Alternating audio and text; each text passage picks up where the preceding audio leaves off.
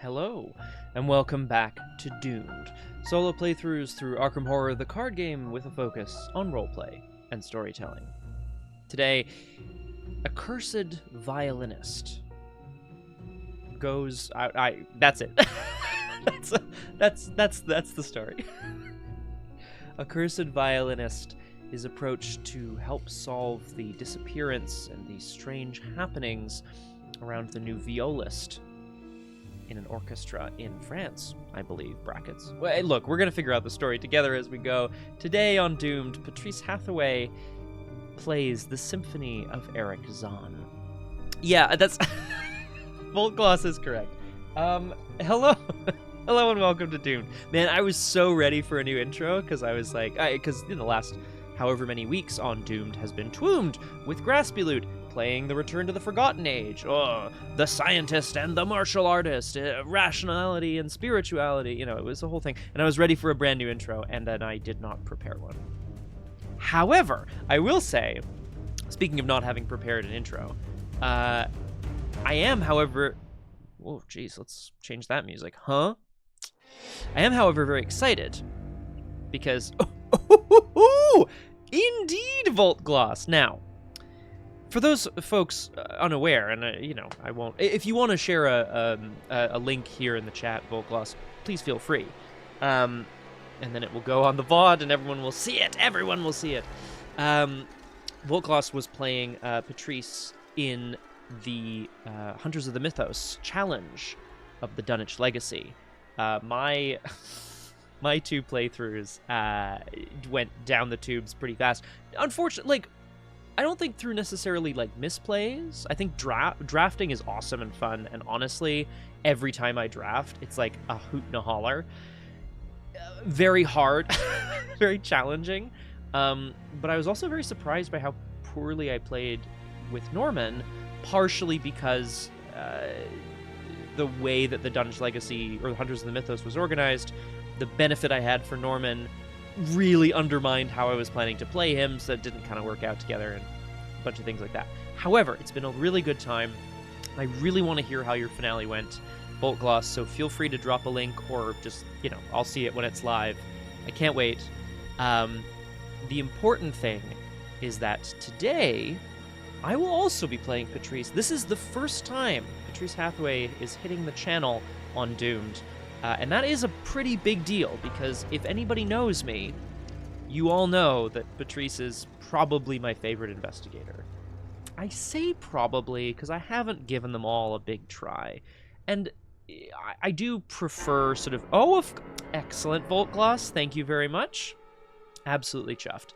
I say probably my favorite investigator because I haven't played all of them multiple times, so I don't really have a big point of comparison, and pretty soon I'll have to say my favorite Chapter 1 investigator, but I do have a big fondness for investigators who play fast and loose with, committing cards and skill cards, and who kind of move really fast, and who aren't particularly asset reliant, and so on, which made Kate Winthrop a wonderful challenge, and a very powerful investigator, to be sure.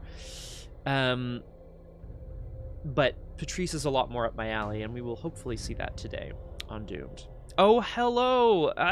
Bit of a day. Welcome, Crosshair! Hello. Welcome to Doomed. Wonderful to have you with us. I am joined today by me. And you, the chat. Crosshair, I hope that you're able to... Yeah, if you're only able to hop in and say hi, no worries. I hope you catch this on the VOD. I'm really jazzed. Today we are playing a fan-made scenario called The Symphony of Erich Zann, based loosely on an H.P. Lovecraft story called, I believe, The Music of Erich Zann. The scenario was designed by axolotl, or whatever sorry, buddy, I don't remember how that word is pronounced, who also made Dark Matter, which I think is recognized pretty much by everybody as probably the best fan campaign out there. Certainly, certainly the most brain-burny, but, you know, it's all good stuff. Yeah, okay, perfect. Crosshair, I'm thrilled that you're joining us for Drew Crew. Should be a good time. And yes, I'm a yapper, I'm gonna be yapping a lot, but I want to do a Who is Patrice, draw some weaknesses, and just dive in, because this scenario was in a lot of ways made for her, and I am really excited about it. Do I have anything else to say? It's December. I have a birthday coming up. The holidays are coming up. That means streaming will most likely be all over the place. Not like it hasn't been for the last couple weeks. I will be raising money for Jingle Jam this year again. Oh, God, something in my eye. Could it be a donation to Jingle Jam? I'll be raising money for the World Wildlife Fund via Jingle Jam. If you donate a certain amount, you get the Jingle Jam pack of games, which is fun. I will probably be streaming... What's it called? Cyberpunk Cowboy or something? It sounded awesome, dude. I'm so jazzed. So stay tuned for details on that on the Discord. Okay. Volkloss says, Dark Matter is indeed fantastic. Got to experience it yourself with Quick Learner. Oh! No, Volkloss, do you mean you get to... Did you play with Quick Learner? Or do you mean via the channel? I don't know. Anyway, yes. Oh, fucking hell. Yo, okay, awesome. Oh, that's so exciting. That's so cool. I recently got to play with some of the big names over on Drawn to the Flames patron Discord. We did some Machinations of Time, and I played Kaimani, which was, like, I was just the flex, like, running around being like, guys, what do? I don't know what to do, and everyone else is like, do something, help, you know, like, I'm just drawing weaknesses, being like, I'm actually stuck over here. Anyway, good times. The point of all of this is that it was very fun to meet people who are very active in the Arkham community. And so when you say things like Quick Learner, Volkloss, I'm like, oh, you know, a celebrity in our midst. It's so exciting. Crosshair is correct as well. A Jingle Jam would for sure have various kinds of winter berries that grow on evergreen trees and so on and so forth. And that sounds delicious. Winter spices. Cloves belong in everything. Change my view. Yes, agreed. Okay, Volkloss, I'm gonna watch that. Crosshair and I also, for, you know, if you hadn't already seen it, Volkloss, because I don't think you were here, Crosshair and I played Calvin and Carolyn through Dark Matter, and, I mean, yeesh. The right sentiment is also correct, Crosshair, I agree. I say yeesh only because it was an absolute blast and a half, but, like, let me tell you, face-checking that campaign and going, sorry, you want me to what? Is, like, out of this world. Tikkalili to you too as well, Flower of August. Welcome to Doomed. Wonderful to have you with us. 5 minutes? Oh, so feisty. Okay. And then Graspy says, can't stay for very long. A scrub. How dare you? It was hardly a... Look, we got further in that return to TFA than I ever have before. And one day I will crawl across the finish line in TFA. One day! One day. Yeah. So, Graspy Loot, I don't have details yet on when I'll be streaming for Jingle Jam, but the campaign is live, and I'll start sharing the link around. One of the game, like, I saw a number of games that look really good. I know you've suggested, like, Old World, etc. to me. One of them is, like, Cyberpunk Cowboy or something, and it looks, like, so crazy, and I have to play it. I have to stream it. It sounds insane. A Zero Yig run. Okay, Kaimani... Hang on. Hang on, I'm gonna get this. Kaimani, Rita, Finn, Stella. I don't know, it's gonna be great. A 3-player run. Okay, alright, Crosshair, I like this. Midwinter Gala, also, we still need to do a 4-player. I mean, fuck it. You know what I'm gonna do for Midwinter? I'm just gonna let you guys play. 2 tables, 8 players, I'll just commentate. I'll just commentate off to the side. I'll be like, ooh, Carson takes a big hit for the team. I'm obviously very excited to be streaming again. Thank you all for being here, whether or not you can stay. But Flower, I thought that was your job. Okay. Yeah, oh god. All good, Graspy Loot. I will probably only be streaming then twice. You are correct, it is much earlier. I'm way late for it, unfortunately, but I mean, mostly I'm just doing it so that I can, like, donate to a good cause and get the games and then honestly play them on stream. So, 'tis what it is. Today on Doomed, we should get to it because I would love to sort of play through this scenario all in one sitting. Today, Patrice Hathaway plays the Symphony of Erich, Zann, a fan-made scenario by the creator of Dark Matter, which is very nice. Hot damn, Crosshair. I mean, also, fair play. You are not wrong. Hey, I am the rules arbiter on this channel. Editor, put in the footage here of me going, oh, I actually don't know this rule. Let's go to the rules. What? Oh, that's so late. Okay. As always, we'll do a little story so far, of which there is none. We'll learn about Patrice Hathaway. We will draw some weaknesses, and then we will get doomed. Patrice, I said this before a lot of you came in. Patrice is probably my favorite investigator in Arkham. Not having played all of them, it's hard for me to say. In terms of how she plays, and so I'm really excited to sort of tool around with that with all of you today, because her playstyle is just so different from anyone else's in Arkham, which makes her unique in a way that's really fun. I'm also excited to play this scenario. I think I've looked at it, but I certainly haven't played it. It is what it is. And thank you, Crosshair. We'll see you on Drew Crew. Yeah, so in about, 3 hours or so from now, just under, 2 p.m. Eastern, we're going to be streaming a little Drew Crew for y'all. Little cozy Nancy Drew mockery. 3 p.m. Eastern. Sorry, I'm a liar. 3 p.m. Don't listen to me. Yeah. Yes. Also, good point, Flower. Yes. It is a good point. Now, have I considered that? No. Yeah, I think we're gonna be fine. We're gonna talk about it. I toyed with the idea of only playing this at 9 XP for a long time. I earlier today settled on 19 for standalone. So I added about 10 XP's worth of extra good stuff cards. 50 XP, Patrice. Okay, bye, Crosshair. Mwah. I ended up with. Look, my point is though, I don't even know. Like 9 XP gets her all the things that I want her to have, and then we're off. And then everything else is like, I mean, some gravies are better than other gravies, but I felt like 19 XP got me a few extra toys, but I didn't need them, and I was like, I still think I'm going to do quite well, so it should be good. Do I have anything else to say? This is what we're playing today. My understanding of this scenario is that it is less sort of shotguns to Eldritch Horror's faces and more psychological horror.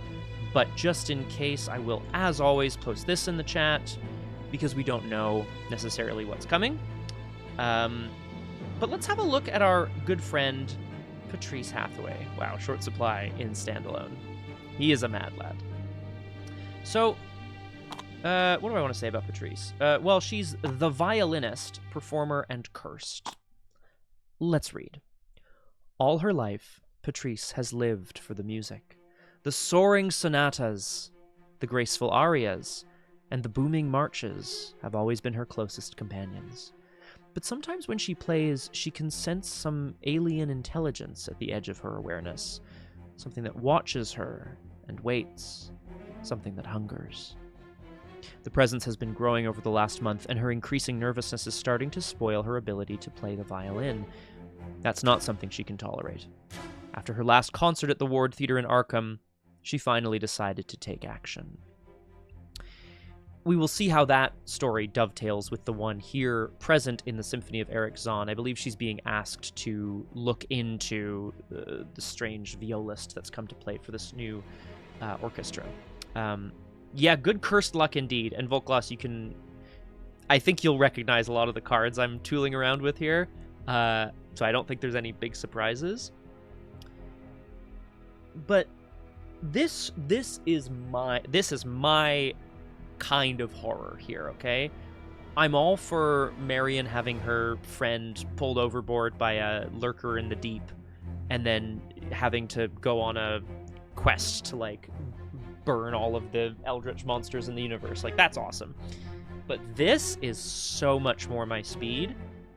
This is a musician who, when she plays, touches the divine. But sometimes that divine it pushes up against something living, breathing, watching. This is represented by her unique weakness, Watcher from Another Dimension, which we will maybe see over the course of the scenario. Patrice has a deck size of 42, which is a lot larger than most, but we'll understand why shortly. She can take Survivor cards 0 to 5, mystic cards 0 to 2, and neutral cards 0 to 5. She has 7 health and 7 sanity. As I mentioned, the violinist, who is a performer who is also cursed, has 4 willpower, 2 intellect, 2 combat, and 2 agility, which you'll notice is also a little below the curve in terms of stats. I wonder why. Let's look at her ability. Mechanically, I just want to explain how this works, because this is the entirety of how she's going to play, and it really informs how you build her deck and what she does. Also, no, the little clasp on her shirt, I thought it was the silver moth, which would have been awesome, but I think it's just a clasp. So it says your maximum hand size is reduced by 3, so from 8 to 5, typically. During each upkeep phase, instead of drawing a card, discard all non-weakness cards in your hand and draw until you have 5 cards in hand. Her Elder Sign effect is +1. After this test ends, you may shuffle all but 1 card from your discard pile into your deck. Now, as we say in the biz, hot damn. I think I'm a big fan of Slay the Spire. I think the comparisons have already been made between Patrice and Slay the Spire. Unlike in a lot of CCGs or LCGs where... Yes, Max? My stray cat back here also really likes Patrice Hathaway. What are you doing? Don't jump up there. Sorry, 2 seconds ago. Max, what are you doing, buddy? Where are you? Oh, there you are. What is it? What's this guy up to? Yes, exactly, Volkloss. My God. All right. Okay, I'll buy a silver. I'll buy a gold. I haven't played Dominion in a long time. Isn't that essentially how you go, right? You just buy stuff. You buy currency so you outpace your opponents. Fun fact. Interesting. That is a fun fact, actually, Flower. Does that mean it is either or, right? Yeah, you can't do both because they're both forced. I mean, technically her ability doesn't say forced, but I presume that they meant for it to, as they always do. Oh, fucking hell. Oh, Voltgloss. Okay, play a village, draw 2, play a village, draw 2, play a village.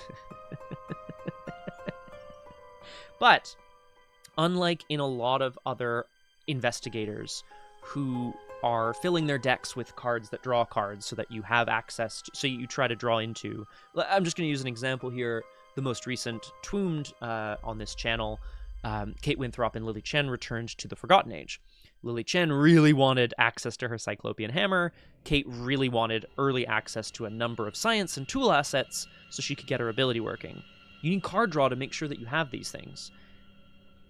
Patrice Hathaway is quite the opposite, actually. She doesn't need those tools because she has the ability to draw every round. Thematically, I think what this represents, or the sense I get, is that as a violinist whose mind is always kind of, in touch with the music, like the concept of music, she is constantly... She has new ideas kind of flowing into her mind all the time. She's not sort of set in her ways. She's not like, no, I must do this or I must do that. Every day, every moment is kind of a different flow, which I think is really cool. Everyone in chat, I believe, understands how her ability works. So each upkeep, instead of drawing a card and gaining a resource, we discard all non-weakness cards in our hand and draw until you have 5. It doesn't say your max hand size, it says 5. Correct, Flower. This is going to matter because I believe in this scenario I'm going to have a weakness that impacts my hand size. So actually this is going to be important. This is Patrice. Do we understand where she's coming from? Yes, she is trying to figure out why this strange alien intelligence at the corners of her mind is impacting her ability to play. Let's go have a read of the Symphony of Erich Zann. Despite all I have done, it remains a humiliating fact that I cannot find the house, the street, or even the locality where, during the last months of my impoverished life as a student of metaphysics at the university, I heard the music of Erich Zann. Investigators must discover the Symphony of Erich Zann and uncover the mystery behind the disappearance of the titular violist. When your contact at the Osei Theater is nowhere to be found and strange music plays from deep within, will you be able to save the orchestra, or will you also succumb to the music? I am playing this scenario in standalone mode. I am playing with 19 XP, which means I will have 2 random basic weaknesses in my deck. It does not cost me XP to play. I'm skipping all of this. Isabel Lafrata is an investigator that comes with this scenario and can be played in any campaign or scenario. And then if you're playing Isabel Lafrata, you get to read something. Some encounter cards in this scenario have the music trait. Holy shit! Color me surprised. Guys, is this moire pattern on my sweater killing anybody's eyes? It's okay to me on my screen, but please let me know. I'm happy to remove the sweater. Some encounter cards in this scenario have the music trait, and must be placed next to the agenda deck as part of its revelation effect. If placing a music treachery next to the agenda would exceed the maximum amount written on the agenda, discard the earliest music treachery that was put into play. As such, the number of treacheries will never exceed the maximum. Fantastic. Okay, is it bothering you, Flower? Let me know. Sunday, March Axolotl, I love you. I'm just going to read what it says on the script, okay? Ready? Here it is. Sunday, March 12th, 1922. Oh, that's so sweet. I wonder if it was meant to be 2nd or 12th. It's important. Feels important. Anyway, Paris, France. Dearest friend, I heard you've come to Paris, and I am quite troubled you did not reach out to meet with me. It has been too long since our last supper. Alas, I am afraid I must ask you to visit the theatre once more, this time not for our pleasantries. A week ago, I visited a new viol player in our theatre, a German fellow named Erich Zann. He became increasingly absent during the theatre's gatherings. The note which he finally handed me was an appeal for tolerance and forgiveness. Zann said that he was old, lonely, and afflicted with strange fears and nervous disorders connected with his music. Although he seemed genuine in intent, I could sense a horrible fear behind his eyes and a chilling cold emanating from his window, as if something were listening to us from outside. That was a few days before his disappearance. It may be selfish and irrational, but I now fear for the safety of the remainder of my orchestra. Come by the Osei Theatre as soon as you have time. I will brief you on the details after our overdue greetings. Votre vieil ami, Auguste Gaudin. Proceed to set up. Patrice has been, well, as her intro said, living for the music. She lives, breathes, and sleeps sonatas and arias and the work of Haydn and Mozart. And recently, this strange feeling she has of being watched, not by a person necessarily, but by a presence, by an intelligence. It has been starting to impact her ability to play, which is not something she can necessarily deal with. And in searching for answers, she was reached out to by Auguste Gaudin, the conductor of the Osei Theatre's orchestra. Yeah, exactly, Flower. Well, and lucky for Patrice, too, this seems to dovetail very nicely with what she's dealing with. Patrice immediately recognizes in this Erich Zann the same feeling that she has, the same vision she sometimes recognizes in herself. Sometimes she catches a glimpse of herself in the mirror, and there is a fear behind her own eyes, as if something were listening to us from outside. Oh, okay. Okay, cool. Flower of Auguste Gaudin. Which sounds like a absolutely wonderful perfume by Chanel. So, I would say that her, as Voltgloss sort of correctly pointed out earlier, Patrice improvises. She lives her life sort of like being carried by the music, by her own intuition. And so where better to start her investigation than looking into the circumstances surrounding someone who seems to have a similar situation to hers. Wow, that was a lot of alliteration. If you're going to start an investigation somewhere, you may as well start at the first thing that fate sets at your feet. Again, alliteration, not intentional. Let's proceed to setup. Gather all cards from the Symphony of Erich Zann encounter set. Cool. Set the following cards aside out of play. Set the following cards aside out of play. Set the following musician enemies aside out of play. Ruh-roh. Set Beyond the Curtain. Set each copy of blah blah blah aside. Put the entrance hall, main lobby, gallery, and auditorium. We begin at the entrance hall. I believe I've already done this. Or it's already been done, I should say. There we are. Is that Patrice down here? It's not, but it could be. God, that's so cool, dude. Oh, love it. Each performer investigator, see, this is what I was worried about. Each performer investigator begins play with a copy of the set aside Stuck in Your Head Treachery in their hand. This card is added to their deck and does not count towards their deck size. Shuffle the remainder of the encounter cards to build the encounter deck. I'm going to assume that as we step into the entrance hall of the Osei Theater, there is the distant sound of a single lone viola. Haunting, melodic, melancholic. And there's something about the tune that even though it never seems to repeat, it is always something that Patrice can follow in her mind. So let's assume that that's what stuck in your head means.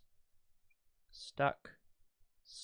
I'm trying not to look at anything as I go and find stuck in your head. Oh, I've also added, well, I'll get to that in a second.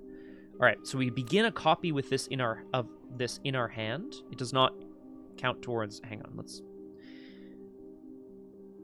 we begin play with a copy of it in our hand. It doesn't count towards our mulligan or our, how many cards we draw, I'm sure. A madness weakness, peril and hidden, so I cannot discuss it with you, unfortunately. Secretly add this card to your hand. Stuck in your head. Shit.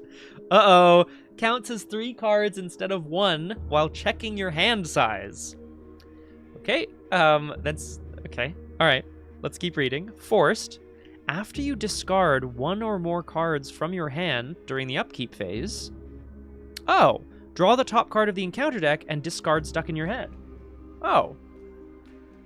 Okay, so so my first upkeep, just so I'm clear here, my first upkeep phase, we will be discarding my hand of cards as long as I have 1 player card in my hand. And then I will be drawing the top card of the encounter deck and discarding this. And then it won't matter because I'll draw to 5 anyway. I actually kind of funny. As long as I have a card in my hand at the end of the first... during the first upkeep, right? Because if I discarded my whole hand, this wouldn't fire. But anyway, that's so crazy. Okay. So something is stuck in her head. Let's see what kind of music it is. I will be playing with a number of events and skills that recur from the discard pile. So just so everybody is aware, my plan is cards that discard normally will go in the regular discard pile. And then I'm going to be arranging other cards on this mat so that I can have access to them a bit more easily. If an effect cares about the discard pile, I will put everything together and shuffle it. Or something to that effect. Okay. So, something is stuck in our heads. The music of the violist Erich Zann, maybe? Some sort of distant melancholic string. Yeah, so Volkloss, I can't take full credit in the sense that this TTS now has player mat extensions, and when I just took one out to look at it, I was like, oh, what a perfect idea for, like, I mean, I didn't create it, so I can't take credit, but, like, it's not a bad idea. I'll take that. Did I already remove my weaknesses? I think I did. In fact, I know I did. Yeah. Let's put our weaknesses together, and then we'll be... Well, without looking at the actual scenario, we will... Ooh, what's this? Ancient Evils replacements? Oh, snap. Okay, sorry. We're not exploring TTS right now. We need to decide what Patrice's basic weaknesses are. I'm playing with 19 XP, which means I need 2. In typical Doomed fashion, we are going to draw 6 and choose 2. Ideally, the most flavorful of the 6. If I draw a random weakness that I cannot take because it's campaign mode only or multiplayer mode only, I will set it to the side and continue to draw. I didn't... Normally for Doomed, I try to avoid drawing the same weaknesses I've had in other campaigns. Obviously, I don't use this rule in standalone mode. Yeah, that's all I'm going to say about that. So I haven't arranged them in a pleasing way. Overzealous. Dread Curse. And that's going straight to the top of the pile. Panic. Oops. Oh, shit. Okay, well, I didn't mean to do that. Let's grab Panic. 2 more. Kleptomania is multiplayer only. Vow of Drztek. And Frenzied. Okay. Ooh! That's very... Oh, it's just okay. I thought it was replacements... I thought it was like mechanical replacements flower. Contains full art replacements for the official Ancient Evils card. That's very cool. That's a good... That kind of... It does look like her, doesn't it? She does have an elder sign around her neck. Let's compare and contrast, shall we? I have at least one thing on that list that, like... I mean, for sure that's her, right? For sure. Look at the... I mean, everyone had finger curls, I guess. But, like... Yeah. Okay. All right. Let's go have a look at... Let's have a look at our weaknesses here. Dread Curse goes straight to the top of the pile. We all have wings, but they have not been of any avail to us, and if we could tear them off, we would do so. Budget Roland. Fucking Timu Joe Diamond. He's even wearing the fedora! Guys, fedora! Head slot mentioned. Put it on your bingo card. Okay. So Panic can be healed as if it were a single point of horror on you. After you take a play, engage, or resource action. Well, for sure I'm going to be taking play actions. Yeah, basically vocal. It could be anybody, really. Let's have a look. So, thematically speaking, Dread Curse works for me. Overzealous, less so. The Vow of Drizjelek. I don't even know what that is. Patrice could have taken a pact. I don't know. She's probably not frenzied. These are all going to the bottom of the pile for me. Let's look at Down and Out. This is newer. The art on Down and Out is so funny to me. It's some guy who's just like, oh man, I got no money and a terrible haircut. Like, oh, this isn't going well at all. When your turn ends, if you did not take either a draw or resource action this round, take a horror and shuffle it back into your deck. Action, either spend 3 resources or choose and discard 3 cards from your hand. Discard this card. Hardship. Patrice is... I think this is Patrice in the art, so I think we're going to go with Panic. I am concerned because she does a lot of playing. And if I pull this and I can't heal the horror, then playing this becomes a lot trickier. But I still think that's probably better than Down and Out, which, like, she could be Down and Out, but, like, we don't know that. This could have been very good for Marion, who was indebted to a couple of different people. That's my choice. Oh, yeah, and of course I didn't take any, like, curse tech, so... Womp womp. So, Dread Curse and Panic are going in. What does that mean for our investigator here? I think it just means that she sees this alien presence as some sort of curse, perhaps for her talent, or perhaps for...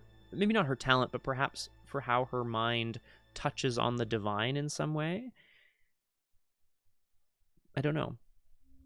Mechanically, anything else I have to say about Patrice? We're starting with a copy of Stuck in Your Head. I did take Short Supply. It's definitely heck. She definitely broke a string playing and went, oh, heck. There were gasps throughout the auditorium. Okay. I'm playing on standard. Let's have a look at our... let's have a look at our bag. 2 skulls, a cultist, a tablet, and an elder thing. Womp womp. Makes sense. The skulls are -1. Reveal another token. Okay. The cultists are -2. After this test ends, discard cards from the top of the encounter deck until a music treachery is discarded. Draw it? That's kind of nasty, although we are aware that there will be theoretically a maximum number of music treacheries in play at any time, so maybe this isn't so bad. Tablet -2. If you fail, place a doom on a musician enemy at your location, but that's only 2, so that's okay. And Elder Things -3. If you fail, each ready musician enemy at your location immediately engages and attacks you. So that 3-up is pretty nice. But the tablets and the Elder Things only matter if there are musician enemies at our location, which presumably there will be at some point. Otherwise, this is a very standard bag, and I guess I should just double check to make sure I hit the right button. Yeah, that's the same bag. Okay.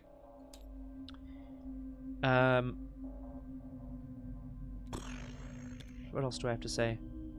Let's read our agenda and our act, shall we? Agenda 1A. Overture.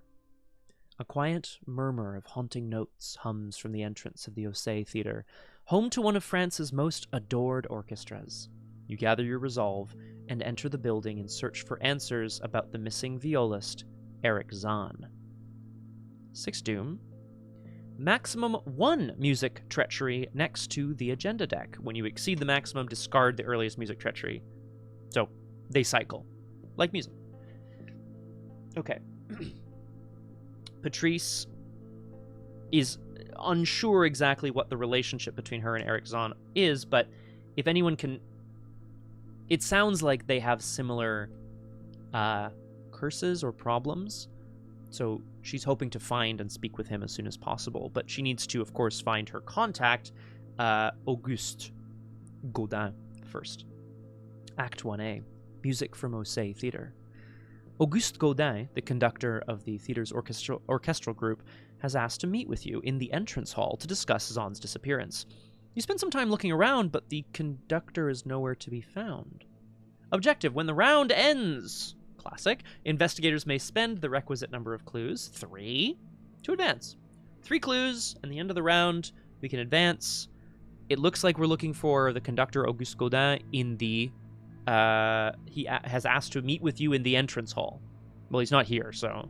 I mean, presumably he's not here. The entrance hall is connected to the main lobby, which is connected to the auditorium and the gallery. We will read the flavor as we move into those locations.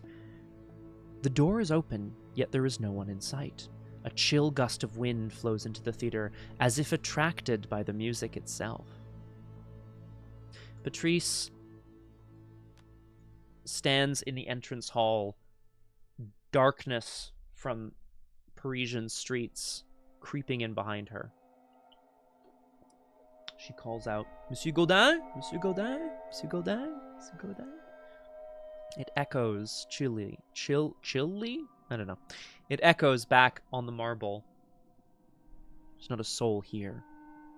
And perhaps why would there be? There's certainly no concert. And yet she can hear, just at the edges of her senses, distant music, strings. And she wonders why it sounds so familiar. Shuffle, shuffle, shuffle. My friends, it is time. Let us find some clues. Let us draw our opening hand. Let's get doomed.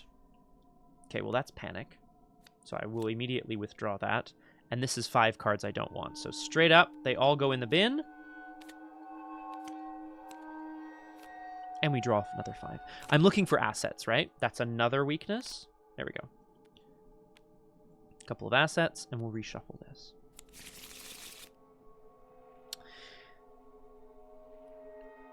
As I mentioned, Patrice is standing in the entrance hall here. Oh, damn. Pretty good. Is it?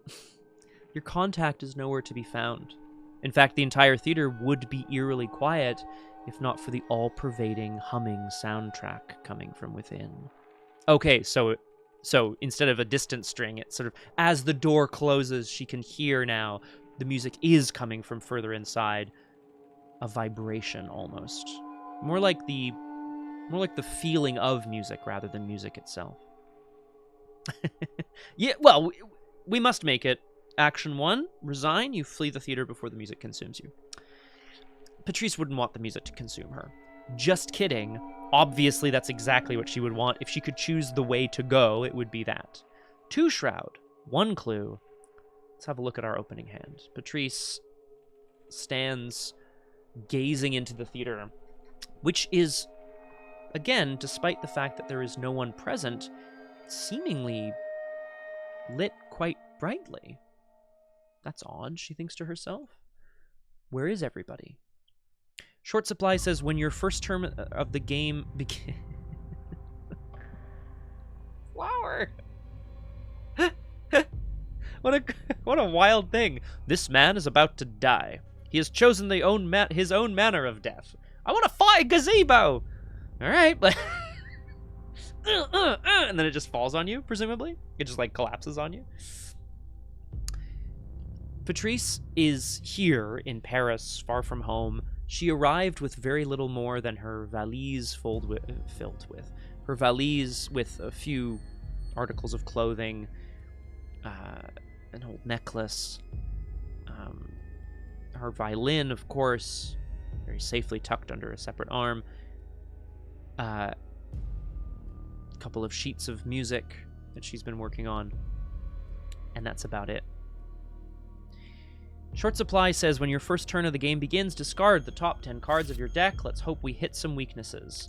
Discarding cards. Read the signs. Glimmer of Hope goes on the shit. Okay, that's why we didn't put that over there. So, Volcalos, let it be known, you can't put the thing right under your hand. I'll put it over here on the left instead. So, a Glimmer of Hope. Look what I found. Resourceful. Rise to the occasion. Improvised weapon. Dread Curse goes in the bin. You'll love to see it. Another improvised weapon. 1, 2, 3, 4, 5, 6, 7, 8. 9 Voice of Ra. 10 Four of Cups. It's a bit sad. 'Tis what it is.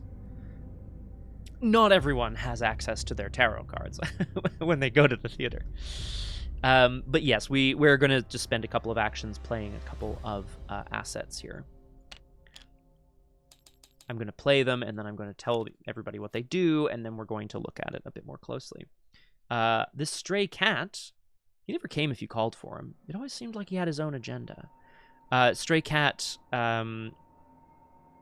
Aragorn would like this, because this is essentially the basis for Goat, Baby Goat, which I know is her favorite thing in the world. It's a creature with 1 health, and it says, free trigger, discard stray cat, automatically evade a non-elite enemy at your location. Mind's Eye is a 3-cost mystic asset for 2 XP, which takes up 2 arcane slots. Myriad uses 3 secrets. Reaction, when you would test your intellect, your combat, or your agility, you can spend a secret to test your willpower instead. Free trigger, discard a copy of Mind's Eye from your hand. Place 2 secrets on this copy of Mind's Eye. Exactly, Flower. This is just the Black Cat when it doesn't want to be really cool. When it doesn't want to help you with things. Obviously, being a musician means that Patrice's inner life is very bright and very well developed.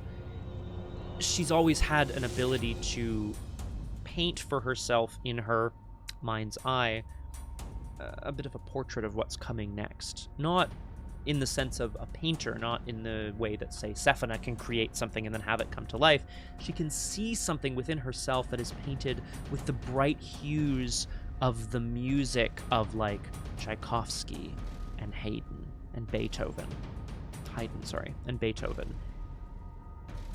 And from that understanding comes a knowledge of what to do. She jumps and yelps, and the yelp echoes throughout the lobby as something brushes up against her leg. She looks down. A strange, mangy little cat brushing around her feet. She could have sworn it didn't come in behind her through the door, which is now firmly closed. Perhaps it was already here in the theater. But she won't be mad at the fact that she has a little bit of company. I would like to try to get this clue. I have 2 intellect, I could use a mind's eye charge to test on 4, and I have a bunch of stuff to commit.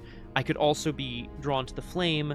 I could also commit drawn to the flame for +1 intellect. I think 1 up is not enough.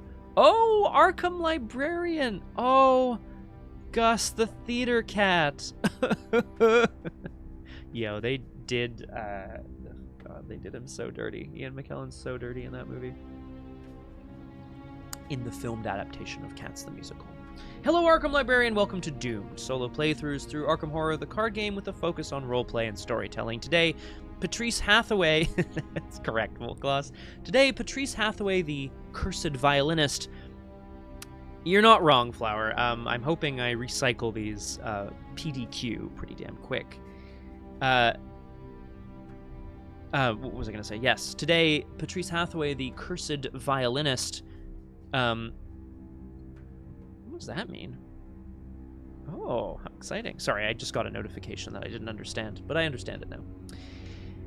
Patrice Hathaway, the cursed violinist, is exploring the Ossé Theater in Paris, hoping to meet up with her contact, the conductor Auguste Gaudin, to learn more about the strange case of the violist Erich Zann and how it might pertain to her own mysterious alien intelligence at the edge of her sanity.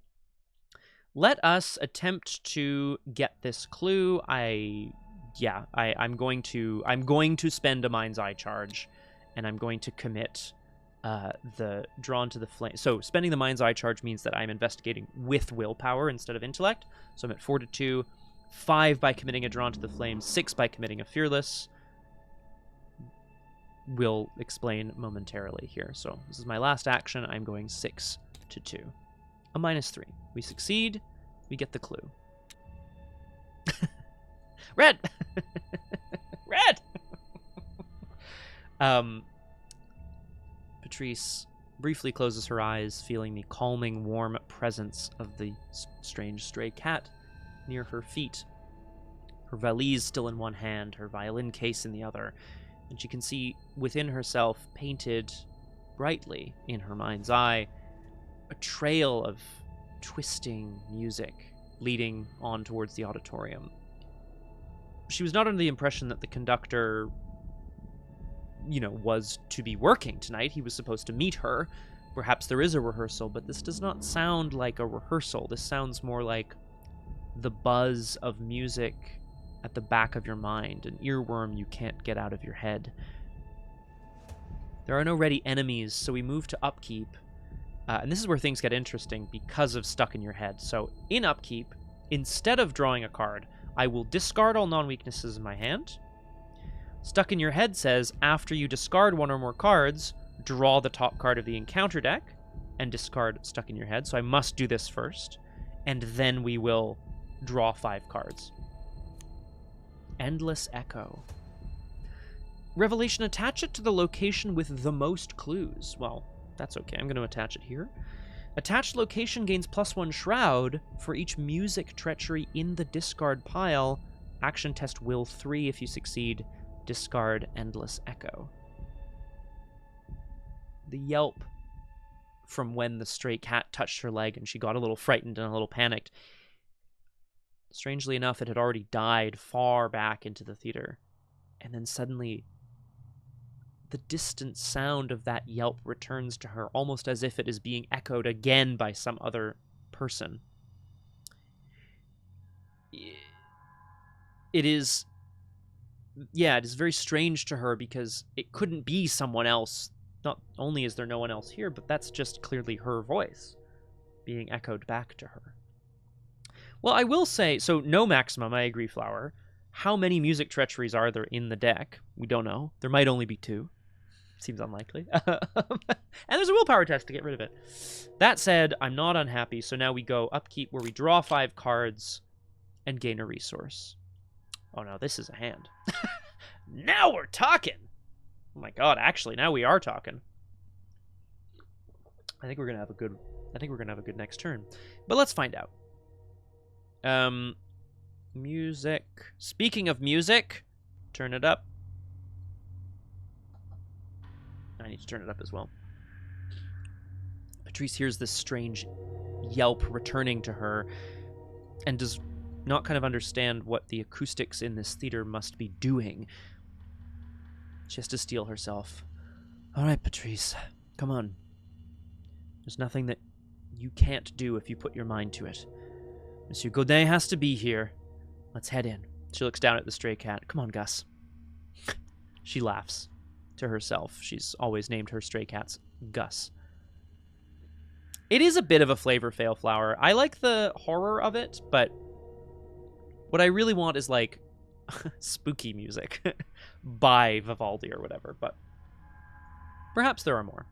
We will see. We go to 1 doom out of 6, and we draw our second encounter card of the game.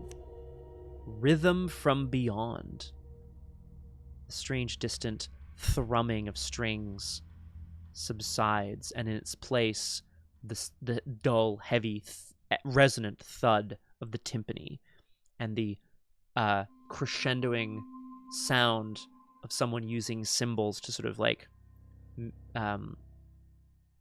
replicate the sound of rolling thunder. Put Rhythm from Beyond into play next to the agenda deck.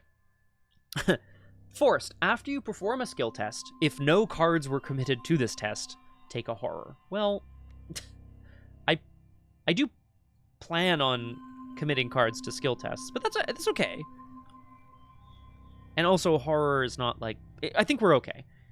There is the distant sound of these timpanis and these cymbals, and she starts to head towards the music. It comes back around to the investigation phase. I will fast, or as a free trigger, discard this copy of Mind's Eye from my hand to place 2 secrets on the Mind's Eye that is in play.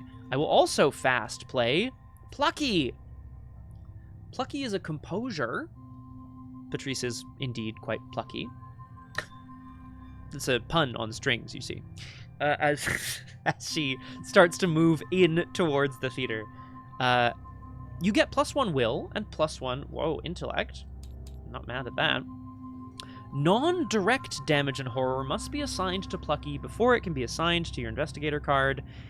Free trigger, spend a resource. You get +1 will or +1 book for this skill test. Well, that's it, Quorotus, which we gotta be really... I'm starting to wonder if these musical treacheries are gonna combine in really nasty ways. So those were fast actions, which means we still have 3 actions this turn. I'm gonna move. I want to make sure I have 3 resources. Oh, sorry. I have in my hand Moonstone. Moonstone, which is a Dreamlands relic, which cannot be played or committed from hand, but after you discard it, I can play it. So I want to make sure I have 3 resources so that during upkeep, when I discard it, I can play it. So I will need to take a resource this turn, which is kind of lame, but I think that's probably not a bad thing. Let's move to start. As mentioned, this strange echoing yelp sound returns to her, now replaced by timpani. Yeah, it's true, Flower. It's too bad. The usually noisy and raucous hall now only echoes the distant song as if it were singing along. Not a single soul in sight, though you still distinctly feel as if you are being watched. That's Patrice for you. 3 shroud, 1 clue. While you're in the main lobby, you cannot draw cards during the upkeep phase. Oh no, get me out of here. No. We're getting out of here. I hate it. I hate it so much. I think we're just going to continue to move and probably take a resource or whatever. I don't want it. It's so funny. Oh, that's so funny. Okay. The lobby is... God damn it. What the hell? The lobby is magnificently well appointed. Long chaises, low tables, high-backed chairs. The walls, I mean, I'm just looking at the art on this drawing here. The art, the walls adorned with scenes from famous operas. All giving her a sense of luxury. Yeah, actually, we should look at Isabelle La Frata, shouldn't we, to see what she does. Patrice continues to move through, hoping to identify the source of the music. The grand chamber in which some of the greatest music performances have ever been showcased, not to mention the audience. It is easy to imagine the duchesses and actors that have sat in thousands of fur-lined seats. Okay, so it's a big auditorium. Let's continue. I'm going to move down to the auditorium, second action. 3 shroud and 2 clues. Any sound you make echoes into the empty auditorium, becoming part of the distant music.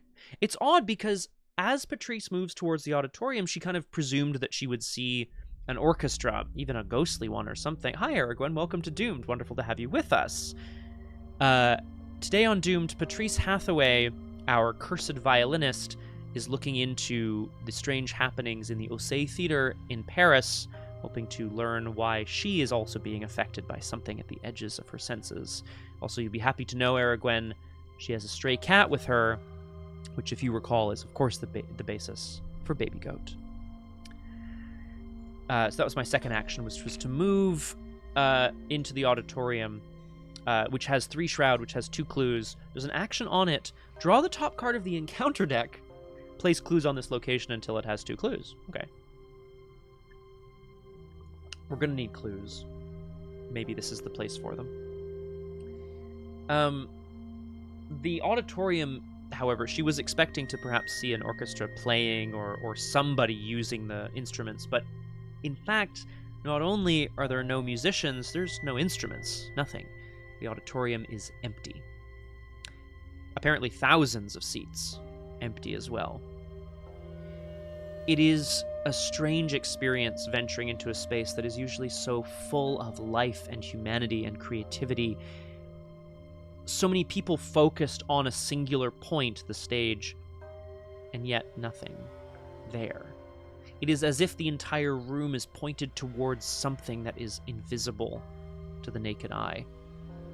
And Patrice starts to move towards the stage. Apprehensively, she calls out again, Monsieur Gaudin, Monsieur Gaudin, Monsieur Gaudin. Third action, I'm going to take a resource. A very exciting turn, I know. But this will allow me to play Moonstone. So we go to, in the enemy phase, there are no enemies. So in the upkeep phase, I discard all the cards in my hand. I know upkeep does this for me, but I'm doing it manually so I can place them where I want to place them. And when I discard Moonstone from my hand, I will play it, which gives me +1 will, +1 agility. And I go to 0 resources.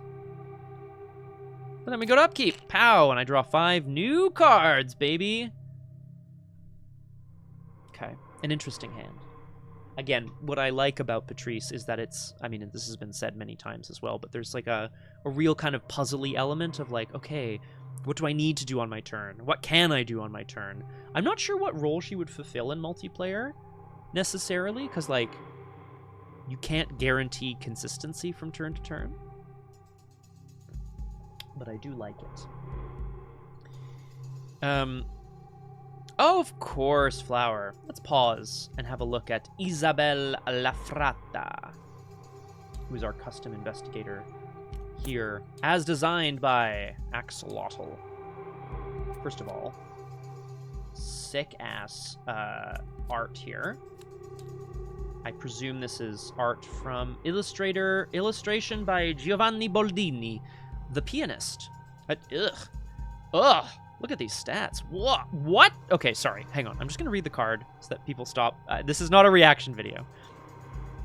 It makes sense, Arkham. I can see that. A lot of her play style could revolve that way, and I think yeah, and is that because she just has more access to cluing tools, or she just has a better ability to sort of turn her hand, like a cluer can turn her hand to enemy management as needed rather than the other way around? Let me know. Isabella Lafrata, the pianist, is a rogue, 2 will, 3 intellect, 3 combat, 3 agility, performer. You may take an additional action during your turn. Actually, kind of the wildest ability I've ever seen on a card. Forced. After you perform the same type of action twice in a row, so she's a captivating performer, kind of performer. After you perform the same type of action twice in a row, lose all remaining actions and immediately end your turn. Elder Sign effect +0. You may take an immediate action. It does not. It ignores her forced effect. Life is like a piano. What you get out of it depends on how you play it. 6 health and 7 sanity, which is also pretty wild. We'll be seeing a bit of captivating performance soon on Doomed, because a certain other performer will be attempting to have a captivating performance, and we'll see how it goes. Yeah, I think this is quite interesting to me because captivating performance is a card that came out quite recently in the Drowned City, which can be played by performers and probably some other types, but I can't remember. Sorry, let's go look at it. I know the card, but I don't need to do it from memory. I can just pull it up here. Captivating performance is an asset. It's 3 XP, which is like far too much, but whatever. Limit 1 per investigator. A reaction after you perform 3 different types of actions in a row. Exhaust captivating performance. Take another action, an additional action, which must be a different type from all other types. The idea being that performers are kind of turning their hands to everything and like improvising and doing a bunch of different stuff. So, okay, so Voltgloss, this is exciting because, like, again, I don't want to sort of spoil it necessarily. Woo! Thanks, Aragwen. Mwah. Love that. Love that 7 stream streak for you.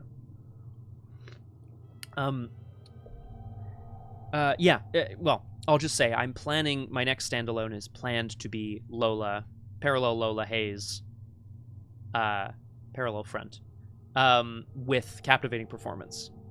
Yeah, I think that is actually, yeah, that's me, right? Sorry. And like, I'm finding it tricky. 3 resources, 3 XP, an action to play, and then like, but anyway, I'm thrilled that it's working for you. I think value goes up in solo, for sure, because you need to be doing a bit of everything, probably. Okay. Anyway, that's Isabel. Oh, sorry, it's not quite Isabella Frata. Let's have a look at her horrible event. Her custom unique event is called Cadenza. You may immediately holy shit. You may immediately take the following actions in any order: move, fight, evade, investigate, resource, draw. They do not count towards the number of actions you could take each turn. If it is your turn, end your turn. Holy crap. So this would be, on her turn, she would do one thing, she would do another thing, and then she would do another thing, and then her last action would be play, and she would play this, and she would immediately take all of the following actions. This is insane. This is a crazy-ass card. Yes, Voltgloss is correct, and I think having a bunch of, like, cards that activate with bold designators helps this a lot. Interesting, Arkham Librarian. That makes sense to me. Yeah. And she also has a music task treachery called El König. My German is not very good, my apologies. But I presume that's from, like, Wagner. At the start of your turn, add a doom to it. Oh, God. Action, remove a doom from it. Oh, if there is action, if there is no doom on it, discard it. Okay, so the reason this is particularly disgusting for Isabella Frata is that you would need to... So at the start of your turn, you put a doom on it. You would go action, remove a doom. Action, discard, but that's the same type of action twice in a row. So you'd have to action, remove a doom, do something else, and then action, discard it, and then you would end your turn. It's just annoying, man. It's a double action that isn't 2 back-to-back. Agreed, Voltgloss. That's what I'm hoping for. Okay, we've talked about someone who is not Patrice for far too long. Let's jump back over here. Oh, God, you're right. Damn it, flower. Shit. All right, last thing. Rogue cards, level 0 to 5. Neutral cards, 0 to 5. 5, level 1, 0. Events or skills of your chosen secondary class. Mystic, Survivor, or Seeker.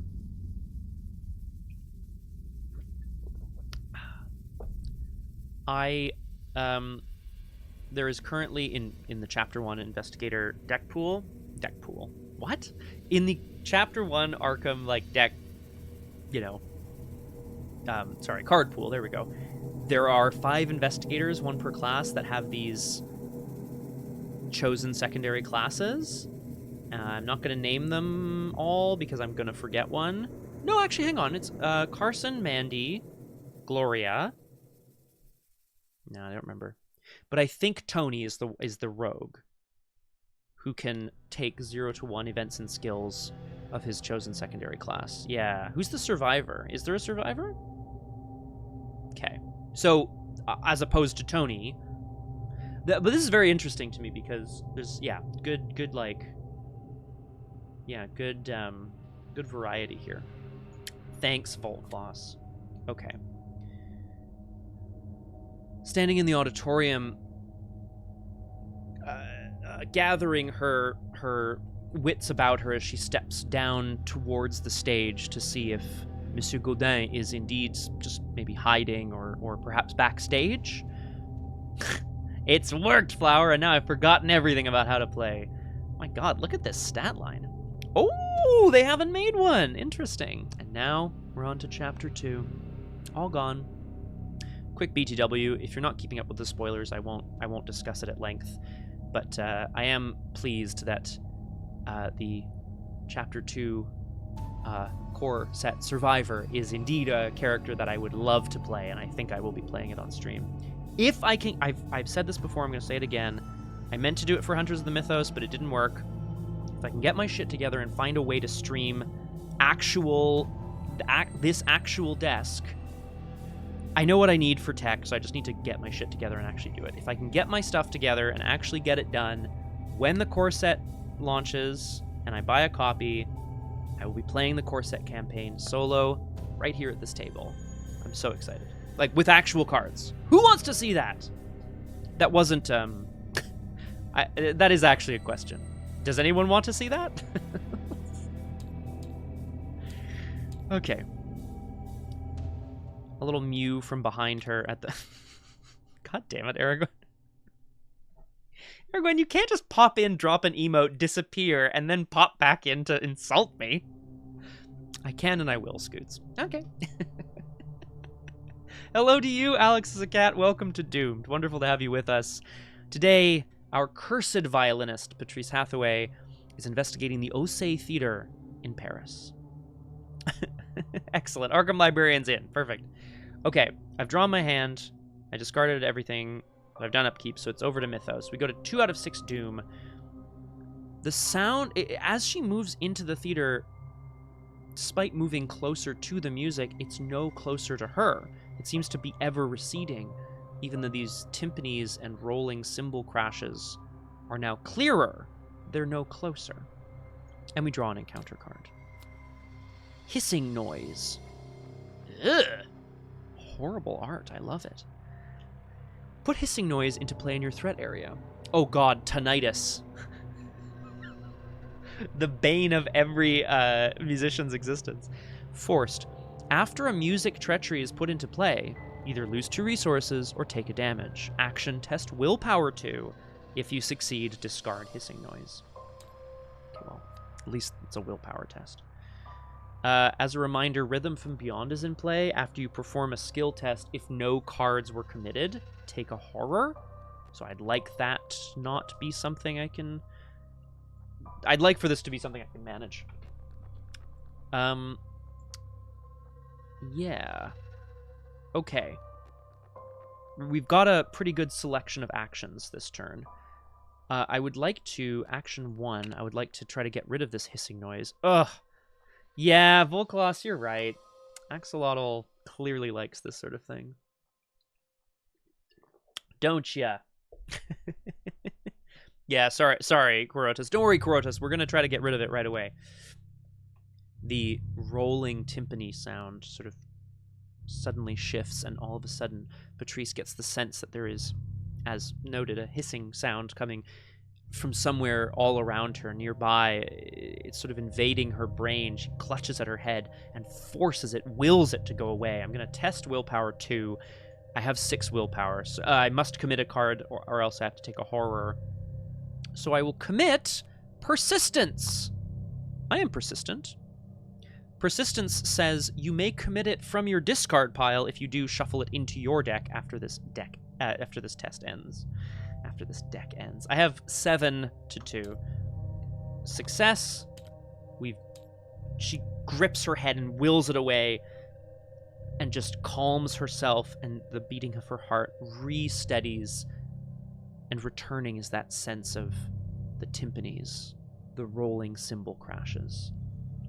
My second action is going to be to play Stargazing. I've said it before on the stream, I'll say it again. This is definitely one of my favorite cards. Is it good? I don't know, man. Is it that good? I don't think so. Is it great in solo? No. Do I love it? Yes, I love it. Patrice gazes up, and distantly at the very top of the domed amphitheater auditorium that she is in, the twinkle of distant lights, almost like little stars. Max twice per game. Play only if there are 10 or more cards in the encounter deck. There are. Search your bonded cards for a copy of The Stars Are Right. Oh, Erich! Thank you, first and foremost. Enjoy. I'm actually, enjoy Erich. That's going to be really, really fun. Let us know in a spoiler-free review on the Discord if you want. Have fun, you two. Search your bonded cards for a copy of The Stars Are Right, and shuffle it into the top 10 cards of the encounter deck. I'm just going to do this. 1, 2, 3. There's a better way to do this, but I don't really care. Shuffle it into the top 10 cards of the encounter deck, and then they go on top. You know, you are right. There is a certain amount of fate that we are... Oh, good point, Volkloss. Max twice per game. But yeah, it's true, right? Play it once, reveal a token, whatever, play it again from the discard pile, throw it away. And then there's 2 in the top 10. That's good shout. I like that a lot. Flower's right. We're a little bit at the whims of fate here. But I think steadying herself with the deep breath, she continues to step forward. I'd like to try to get a clue here. It's 3 Shroud. Let's investigate and commit a bunch of cards. Yeah, let's commit a bunch of cards. Persistence from the disc. I have 3 intellect. Persistence from the discard pile. Trial by fire from hand. Stall for time from hand. 3, 4, 5, 6 to 3. I'm investigating. Yeah, that's all I have to say. It's a -3. Success. Persistent shuffles back into my deck. We lose the trial. We lose the trial. Guilty. We lose stall for time, but we get a clue. Slow going, to be sure, but Patrice is slow and steady. She's mapping out kind of what this situation is before much more happens to her. Again, there are no ready enemies, so we can move straight to upkeep, where I will discard the winging it from hand and put it in the little pile over here on the left, and draw 5 cards, which includes a weakness. Let's have a look at Watcher from another dimension. Looking up towards that glinting light, she sort of presumes perhaps it's not a skylight, but like maybe a little bit of glass at the very top of the auditorium. And then she goes, no, that doesn't make sense. It must be a stage light that's on. And she then eventually also goes, no, hang on, that doesn't make sense either. It's far too far from the stage. But it glints back at her as if it is an eye blinking slowly. This is a hidden hunter peril enemy. It's an extra dimensional monster. It secretly is added to my hand. This is obviously Patrice's unique weakness, which is the thing that she is watching her, the thing that she is hoping to finally get rid of at some point. You may fight or evade this enemy while it is in your hand, as if it were at your location. If you succeed, discard it from your hand. If you fail, spawn it engaged with you. Forced, when your deck runs out of cards, if it's in your hand, it attacks you from your hand. Now, Stray Cat says automatically evade a non-elite enemy at your location. You may fight or evade it as if it were at your location. Someone is about to jump into the chat and be like, oh, actually, that doesn't work? And I'll be like, uh-oh. The problem, of course, with Patrice is anything that goes into her discard pile is immediately going to cycle back. So it's not like the Watcher's ever gone forever. We go to 3 out of 6 Doom. The percussion continues to pulse somewhere distantly. And we draw an encounter card! It's the Stars Are Right! Remove the Stars Are Right from the game. That's crazy that it was on top. That's actually nuts. I shuffled. You all watched me shuffle. Choose an investigator. That investigator draws a card, gains a resource, and may take an immediate action as if it were their turn. Yeah, I do, Voltgloss. Oh, no. It says as if? Oh, no, the as if only means if I'm evading it. And this is... So it's not an evasion test, right? I think is probably the ruling. Yeah, hit me up with it, but I will say that I'm also drawing a card, gaining a resource, and taking an action as if it were my turn. The action is going to be to play Voice of Ra from hand, just to gain a resource, and then reveal 3 Chaos tokens from the bag. For each symbol revealed, gain an additional 2 resources. That doesn't count for my actions, because the stars were right. I'm pretty pleased. Right, yeah, that's, yeah, okay. Oh, damn it. And this, yeah, let's look at the reading. The wording here is, you may fight or evade it while it's in your hand, brackets, as if it were at your location. So that matters for certain effects. But it is not at my location. It can only be fighted or evaded as if it were at my location. I suppose that makes sense. That said, I'm still ready to, like, slap it about. A little bit, hopefully. The stars were right. Patrice feels herself burning with a sense of purpose, finally. She understands now that this presence, this thing that has been watching her, is indeed whatever phantom haunts this opera house.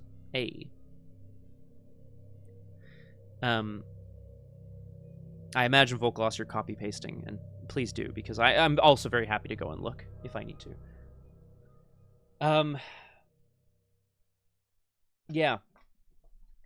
She can feel power surging through her as she understands that her life has been leading up to this moment. Her music has been contained, repressed even, by this strange creature, this watcher, this whatever this thing is. Vatu, right? Vatu from Marvel, of course. The Watcher. And she knows that there is a reason now that she is here.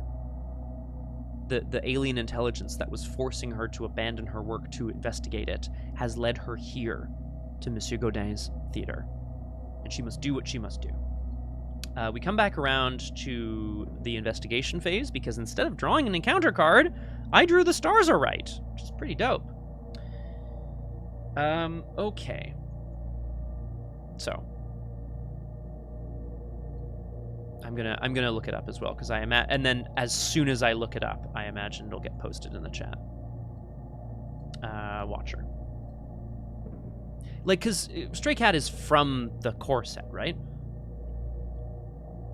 As if, blah, blah, blah, was added. Who cares?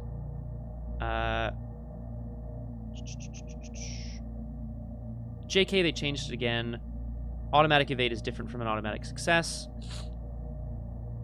No test is made. Oh, God. Okay.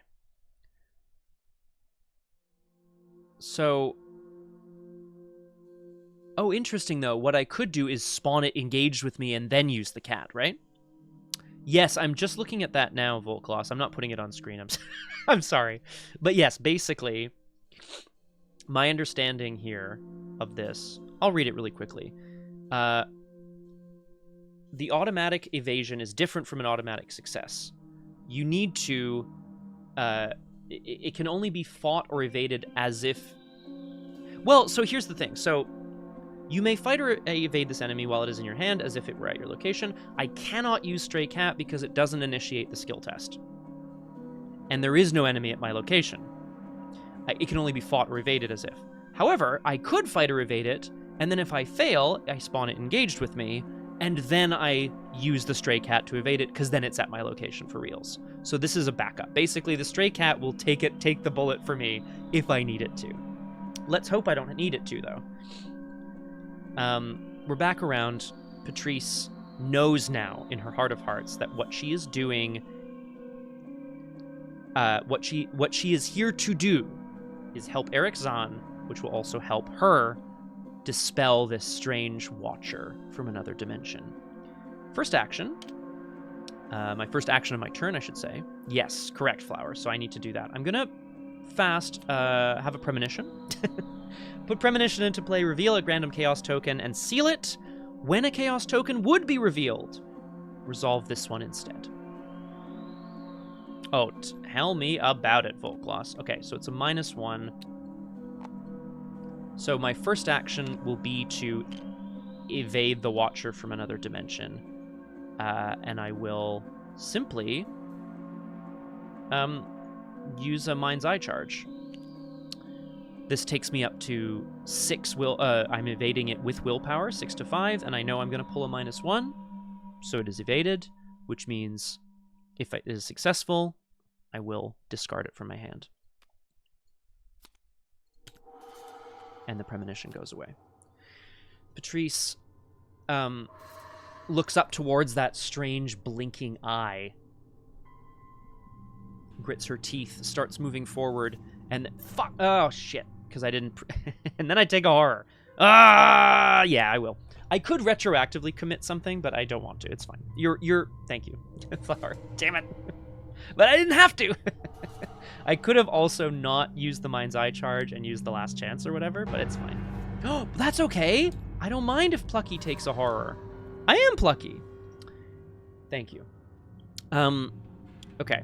But yes, the story here, which I think is important, is that Patrice strides up to center stage, puts her valise on the floor, takes her violin out of her case, briefly tunes it to her perfect pitch, and begins to play. Music pouring forth from her out into the empty auditorium, which somehow, rather than swallowing the music up, seems to capture it and spin it around like a cyclone or a hurricane, making it louder and crescendoing it as the music spirals up towards that point on the ceiling. And that light disappears, winks out of existence. She breathes a sigh of relief. She's done it. We are going to now attempt to find a clue so that she can find Monsieur Gaudin. Perhaps if she simply continues to play, Monsieur Gaudin will appear. I'm probably going to need clues, huh? Oh, well, sorry, I need 3 clues. I could also go to the gallery, which presumably has clues as well, but I think it's fine. We just need 3 clues in order to advance the agenda at the round's end. So I think second action, try to get a clue. I have 3 intellect versus the 3 shroud of this location. And I will commit last chance. Oddly enough, it's not my last chance. Last chance has 5 wild icons, but it loses a wild for each card in my hand, so it's +3. So this takes me up to 6 to 3 without using a Mind's Eye charge. Patrice continues to play, the music pouring forth from her, a story of hope and dreams and unbridled creativity and expression. 6 to 3. A skull. -1. Reveal another token. I have committed a card to this test. A -3. Tragedy strikes. We fail. We fail, but only because I was a fool who did not use a Mind's Eye charge. That's okay. Last chance goes in the bin. I mean, it was essentially equivalent, Flower, so you win this round, Flower of August. I kind of want to keep my winging it for now, So we need to try that again. I will investigate again, and I will commit a persistence, which takes me up to 4 to 3. And I will spend 2 resources to get +1 book for this test. To go to 6 to 3 again. Now look, is Mind's Eye... Mind's Eye is very valuable, and I want to keep my charges if I can. Wing it! Wing it hard! I'll spend 1 more to go 4 up. Hello, Requiem Lost. Welcome to Doomed. Wonderful to have you with us. Today, the cursed violinist Patrice Hathaway is confronting her own demons here at the Ossé Theater in Paris. So, 3 intellect, 4 with persistence, 5, 6, 7 with 3 bucks from Plucky, a skull, reveal another token, and auto fail. Unreal. Okay, so I do not have the clues to advance. I did commit cards to those tests, so I do not take any horror. That's actually kind of insane. But clearly, the music does not want me to find Monsieur Gaudin here. Perhaps he will be up in the gallery. In upkeep, we discard all the cards in our hand, draw 5, and gain a resource. Okay? It's like actually insane. Okay. The strange sounds of rolling thunder from the timpani continue to echo around the room from somewhere beyond. We go to 4 out of 6 Doom, and we draw an encounter card. Waltz of the Spheres. Music in the soul can be heard by the universe. Well, this makes sense, right? This is Patrice's whole kind of like jam. Her music is putting her in touch with extra-dimensional beings and like the mysteries of the universe itself. If you're at the location with the highest shroud value, it gains surge. Okay, well, I'm at the location with 3 shroud, which is the highest. Unless Endless Echo has increased this shroud, but I don't think so, because the only thing in the discard pile is this terror. So it gains surge. Okay.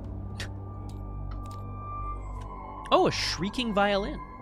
It was not that sounds were hideous, for they were not, but that they held vibrations suggesting nothing on this globe of Earth. You could say it's the music of the night. The night. Oh yeah. This is a music treachery. It gets put into play next to the agenda deck, which means it will overwrite the percussion. Patrice's violin playing has stirred up this sort of cyclone, this tempest of power in the space, and has banished the watcher from another dimension. Somewhere, back perhaps where it came from. The rolling thunder of the timpanis changes all of a sudden to a horrible, squealing, shrieking nails on a chalkboard of a violin. Another, much like Patrice's, somewhere close this time. Forced, at the end of your turn, randomly discard a card from your hand, and then draw a card. That's okay. That's alright, eh, Patrice? Not so bad, eh, Patrice? We come back around to the investigation phase. I would absolutely love I would love a clue from this location. So I think we go ahead and investigate, and we put in this promise of power, which adds a curse and takes me up to 7 to 3 again. 7 to 3. We're investigating, trying to get this last clue. Yeah, that's all I'm gonna do. Okay, this time it's a -1. It's just the 1, actually, I think. Yeah, after you commit Promise of Power to a skill test, add a curse if you cannot take 2 horror instead, which is kind of fun. Patrice whispers a little prayer, hoping to quell the shrieking violin that she can hear. I'll take the clue from this location, and then because I have very little else to do, I will move up to the gallery. Only from the gallery can be seen the massive scale of an orchestra and the skills of the hundreds of players. I think Patrice is now following the sounds of this violin that sounds much like hers. It seems to be also climbing kind of like the tempestuous music she was just making up into the gallery, and she rushes up the stairwell that is backstage to try to find her way up into the gallery. Monsieur Gaudin? Monsieur Gaudin! Are you up here? Mr. Zann? She calls out. Foreshroud 2 clues. The empty gallery sways along with the otherworldly music. Looking down, you are overcome with vertigo. It's got a victory point, too. Action, investigate. If you succeed, discover an additional clue from the auditorium.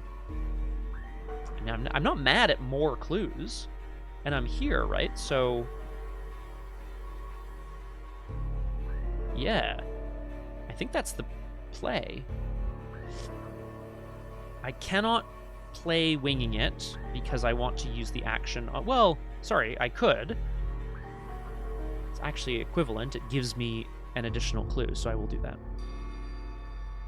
Yeah, yeah, Requiem, I think you could say that. You could say that the phantom of this opera house, who is creating the sort of music of the night, is there inside her mind. You could say that. I don't know if you would.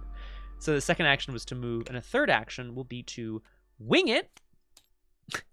I'll play winging it for my discard pile. It costs me a resource. I'm investigating this gallery, which has 4 shroud but reduced to 3 shroud. And I would love to succeed so that I can get 2 clues. Will I use a Mind's Eye charge? Why, yes, I think I will. I mean, hang on. Whoa, Flower. Flower, are you saying that there's something at, like, objective truth? I don't know, Voltclaws. That's a good question. If there is ever a really big enemy that comes into play, I'm going to go, oh no, choo-choo, here comes the Starlight Express. So just remind me to do that if there's ever a big enemy. I'm gonna use Mind's Eye to test my willpower, which takes me to, thank you very much, 6 to 3, and I will commit, I guess I'll commit the last chance, right? Like, it's all kind of the same. This gives me 2 wilds, so it takes me up to 8 to 3. Not again, Flower. Not again. It's a skull into a -4. Now, I was high enough, right? I was at 6 to 3, and then I committed 2 more wilds. It's 5 up. Just, it's okay. The winging it shuffles back in. It gets me both clues. Are there any cats? Well, there is a stray one right here, Requiem, the Auguste the Theater cat.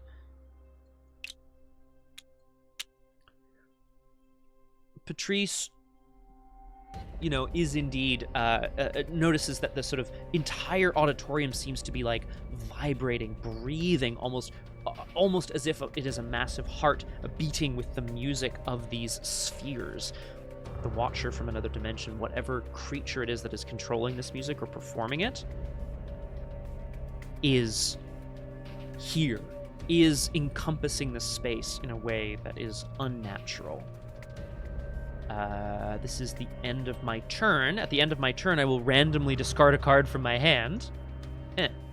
Okay, and then I will draw a card. Okay. We got cats at home. Impromptu barrier goes into that discard pile. Upkeep discards me 2 more cards and draws me 5 cards, including Panic! Ah, Panic!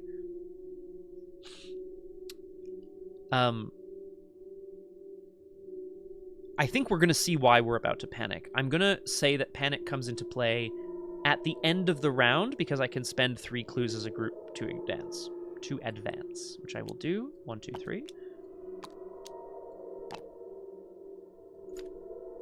Yeah, see, this is why. Oh, God! It's... Look out, everyone! It's the Starlight Express! Choo-choo! Here comes the Starlight Express! This is Auguste Gaudin, the conductor of the void. He spawns at the auditorium, an elite humanoid musician, 3 combat, 2 health per investigator, not that bad, 2 evade. Forced. Yeah, choo-choo, here comes the conductor of the Starlight Express. When... How long have you been sitting on that one, Voltgloss? You're like, I need a train pun. When Auguste Gaudin would be defeated, if there is at least 1 music treachery in play, instead of defeating him, discard a music treachery in play and heal all damage from him. Spend a clue, parlay, deal 2 damage to him. Okay, so actually this isn't that crazy. I just need to... He'll take 2 damage and it will discard the Shrieking Violin. And then I need to deal another 2 damage to him, but I can spend a clue to deal 2 damage to him. And I have 2 clues, and I have other ways of doing it as well. So I think we're okay. However, let's talk story here. As the world continues... Oh god, the music is so loud! I'm sorry, hang on, I must change this music. He shrieked for some reason. There we go. Ah! It's never an evil tuba. Not yet, Roger Twy. Not yet. As Patrice kind of grips the back of the seat in front of her and tries to avoid looking down the dizzying fall in front of her, she glances at the stage, and suddenly now, Auguste Gaudin, her old friend, the man she came here to see, standing center stage. Tuba Archmage. Standing center stage, frenziedly conducting an invisible orchestra. The music suddenly, the single shrieking violin suddenly deafening in the space. Bardic Lydia! Hello! Welcome to Doomed. Wonderful to have you with us. Today, our cursed violinist, Patrice Hathaway, is attempting to find out what happened to the strange violist Erich Zann here at the Ossé Theatre in Paris. She's just unveiled the Conductor of the Void. You're mentally preparing for your next werewolf session. I'm very excited for you, Bardic Lydia. Is this werebear going to be... How do I say this? Is this werebear going to be jonesing for a fight? That's very exciting for you, though. Okay. Patrice begins to panic as she realizes that there are forces at work here far beyond her own understanding of what the world can even be. We go to 5 out of 6 Doom already. Nice. And we draw an encounter card. Dancing Rats. Leaders of virtue, character builders, to rid your town of this verminous pox, my fee is 50,000 guilders. Correct, Flower. And she's plucky. And you know what they say about plucky people. Dancing Rats are a 1/1/4 creature enemy. They spawn at the location with the most clues, which I think is the lobby. The scurrying sounds of rats. Only serving to increase Patrice's panic. It's a hunter. This is interesting. While a string or piano treachery is in play, Dancing Rats loses hunter and gains aloof. That is true, Voltgloss. We're not mad at it either. Ah, I see, Bardic Lydia. Okay. So, okay. As many bears, obviously, den and family and, you know, protecting the area kind of comes first. So I can see that. Okay. Oh god. Ah, the classic unlikely allies. I like it. Necessary allies, I should say. The scurrying sound of many tiny, hungry feet in the lobby as Patrice stares down at her old friend, frenziedly conducting an invisible orchestra. That was my encounter card. I'm not too worried about this for now because I think I have my turn planned, which is free trigger, discard Mind's Eye to put 2 more secrets on this copy. Panic says, after you take a play, engage, or resource action, You cannot take any of those types of actions for the remainder of the turn. Play, engage, or resource. Well, that's okay. I don't think I'm going to be playing anything. Ah. I mean, werebears scenes, I don't know, they could be nice. Bears are not, you know, like, I mean, no animals are evil, but, like, bears aren't evil, right? They're just, yeah, they're protective. I get it. They're protective, and they're huge, and they will fuck your shit up if they have to. And they're hunters. It makes sense. Ah, yes, of course. Oh, Flower, no, I didn't even read Act 2A. Thank you. Act 2A, The Possessed Conductor. You finally find Spot, Auguste Gaudin, alone in the auditorium, conducting a non-existent orchestra. He is dripping with an uncanny perspiration and twisted like a monkey. What? Striking the air with frenzied and unconscious desperation. You need to bring him back to his senses! After Auguste Gaudin is defeated, advance. Well, that's pretty straightforward, because basically, I know what I need to do, which is head in. I can spend a clue to deal 2 damage to him, which instead of defeating him, will just discard the music treachery that's in play. Is it worth me fighting him with an improvised weapon? Yes, I think it is. Jenny, any dots? Okay, now, we're going to move in, and we're going to attempt to shake him out of his reverie. So I spend an action a clue to parley, which will put deal 2 damage to him, but instead it just discards Shrieking Violin from play. Well, that's it, Flower. I have I don't know, but it feels like keeping a clue might not be a bad idea. I don't know if that's, like, a crazy idea. Plus, I can play a card, and I may as well shuffle it back into my deck. Werebears were one of the many victims of the War of Rage, and they're few in number, and obviously hold a grudge/mistrust of the Gru. Get in line! Get in line, werebears! Fucking everybody has the Gru now. No, and that makes so much sense, dude. Sorry, I'm just having some water here. Patrice rushes back down the stairs, shouting over the din of non-existent music to try to shake Mr. Gaudin out of his reverie here. Well, not literally. I mean, figuratively, right? It's just like everybody has a problem with the Guru, right? Who's at the front of the line? Probably the werebears, actually. That was my second action. My third action is going to be to play, from my discard pile, an improvised weapon. Which means I can fight this guy, Auguste Gaudin. He has 2 fight, because he's -1 fight, because of the improvised weapon. And I can commit some cards to this test. Yeah, oh, yeah, Lydia, I for sure. That was, yeah. That was, I don't know when you were last here, but, like, there was one scenario that I decided to play because it looked cool, but it was very much steeped in that, like, mythology, and it was not, like, handled like, there was an update to it where they were trying to make it a bit, anyway, it was not ideal, I agree with you. This, on the other hand, I think, this scenario feels very grounded in, like, Western orchestral music as, like, a place where it comes from, which is kind of cool. Okay, oh, good shout, Requiem. What's the improvised weapon we're using? It's the violin bow, of course, right? She doesn't want to break her bow, but she could try to use it to swipe across his face, and she keeps her hand at the level of her eye. Oh, okay. Lydia, I will say, my apologies, obviously. I did not design the scenario, but I did choose to play it and engage with it.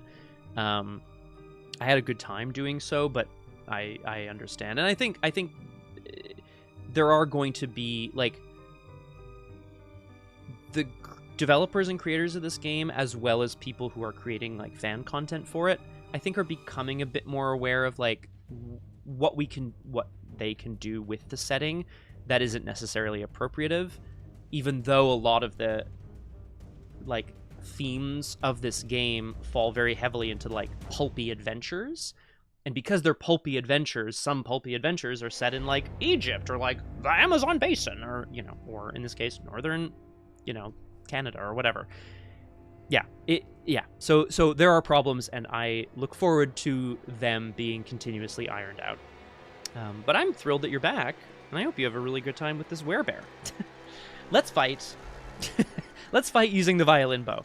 I'm improvising, which means that I'm fighting him at 2. I think if I use resourceful to fight, I can pull something back to hand, but that doesn't really help me.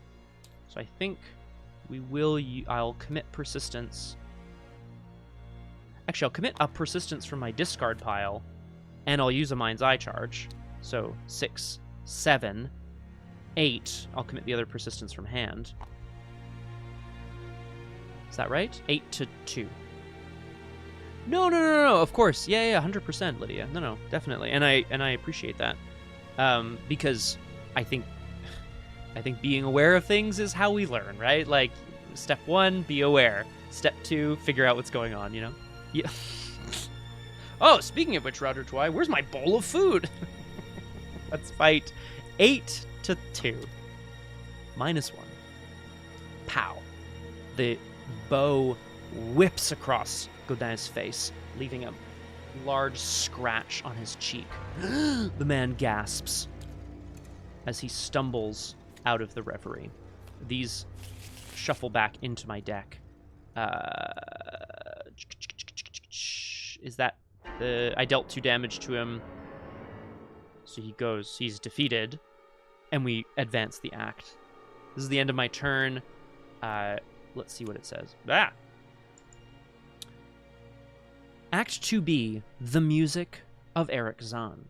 Exhausted, Auguste Gaudin's still face and glassy eyes returned to a more sane appearances. Near my tuba! Yeah, she slashes him with her violin bow, and then she's like, this isn't working. Give me a euphonium! He points towards a pile of sheets in the corner of the room. Erich Zann's personal journal, a testimony of the events leading up to his disappearance. The conductor hastily explained that he was consumed by a particular musical piece described within the journal. He grabbed the manuscript to study it at a more opportune time. Sorry. Although the conducting has ceased, the music quickly rebounds to sound even louder throughout the theater. I know, Flower, it's so sad. I really wanted one. Auguste Gaudin believes that the music is a summoning ritual of some sort. Oh shit. Attracting the attention of demonic entities from another dimension, like the Watcher. We must stop the remainder of the orchestra before the end of the piece. He unlocks the doors, leading into the backstage hallway.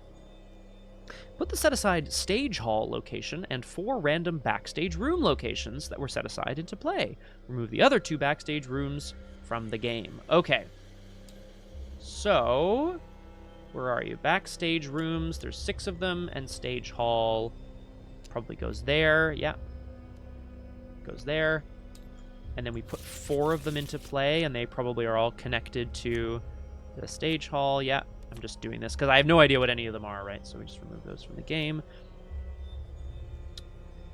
Randomly spawn 4 set-aside musician enemies. 1 on each backstage room location, enemy side face-up. If an investigator is playing Isabella Fratta, remove Isabella Fratta from the game and attach the piano at its location instead. That's fun. So we are going to... Where are you? Musicians! I'm not looking at them. I'm just shuffling them, and I'm just shoving them into various locations here. That's so dope, guys. We love music here. Set the Auguste Gaudin Conductor of the Void enemy aside out of play and attach the set-aside Auguste Gaudin Maestro of Symphonies to the stage hall location. Shuffle the encounter discard pile into the encounter deck. Attach him to the stage hall location, which was this new one. The Accordion Overlord. Okay, so Gaudin, having been cut, like, shaken from his reverie and cut in order to... it was a lot. But I think we've done it all. I put locations into play. I spawned enemies at each. These are enemies who are attempting to conduct a summoning ritual via music, which is not cool. And Auguste Gaudin is now at the stage hall. Let's have a look at him. The Maestro of Symphonies is a musician ally. Free trigger, exhaust him, search the top 9 cards of the encounter deck for an encounter card and draw it. Shuffle the encounter deck. Then search the top 3 cards of your deck for a card and draw it. Shuffle your deck. I don't really want to do that. Oh, any investigator at his location might trigger this ability. Doesn't feel great. Let's have a look here. Act 3A, The Undreamable Orchestra. The orchestra appears to be possessed by the music of Erich Zann. You do not know what will happen when the symphony ends, but you know you must save as many... Accordion Overlordian. Keep them coming, boys. Boys. Everybody. Keep them coming, people. There we go. But you know you must save as many musicians as you can from this demented enchantment. Forced after a musician enemy is defeated. Flip it over and resolve its text on the other side. Objective: if there are no more musician enemies in play, advance. Okay.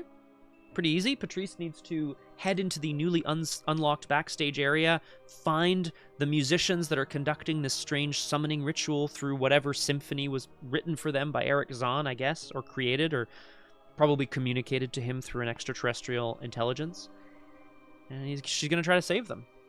That was the end of my turn. There are ready enemies. The dancing rats.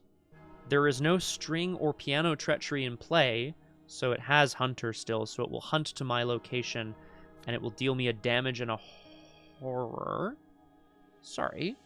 It will move to my location, and then I could free trigger Discard Stray Cat to evade it, which I think we're going to do. Very good, Roger Twy.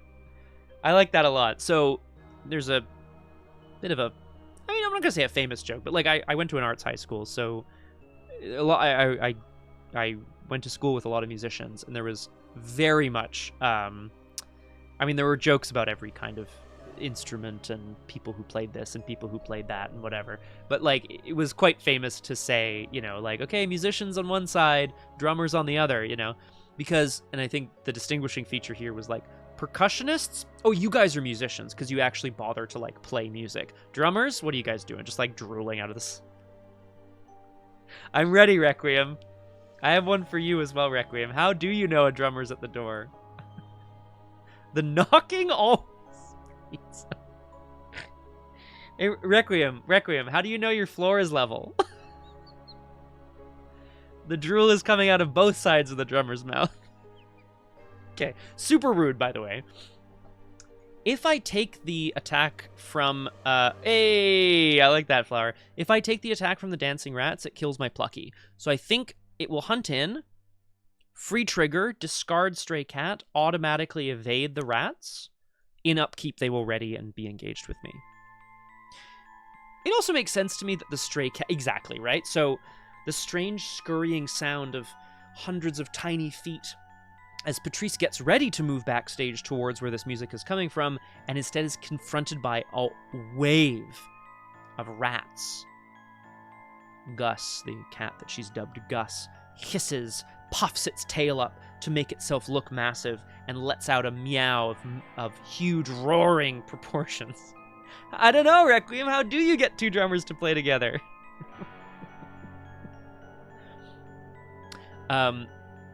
And the rats scatter, only to reassemble moments later. Kill one! Oh my god.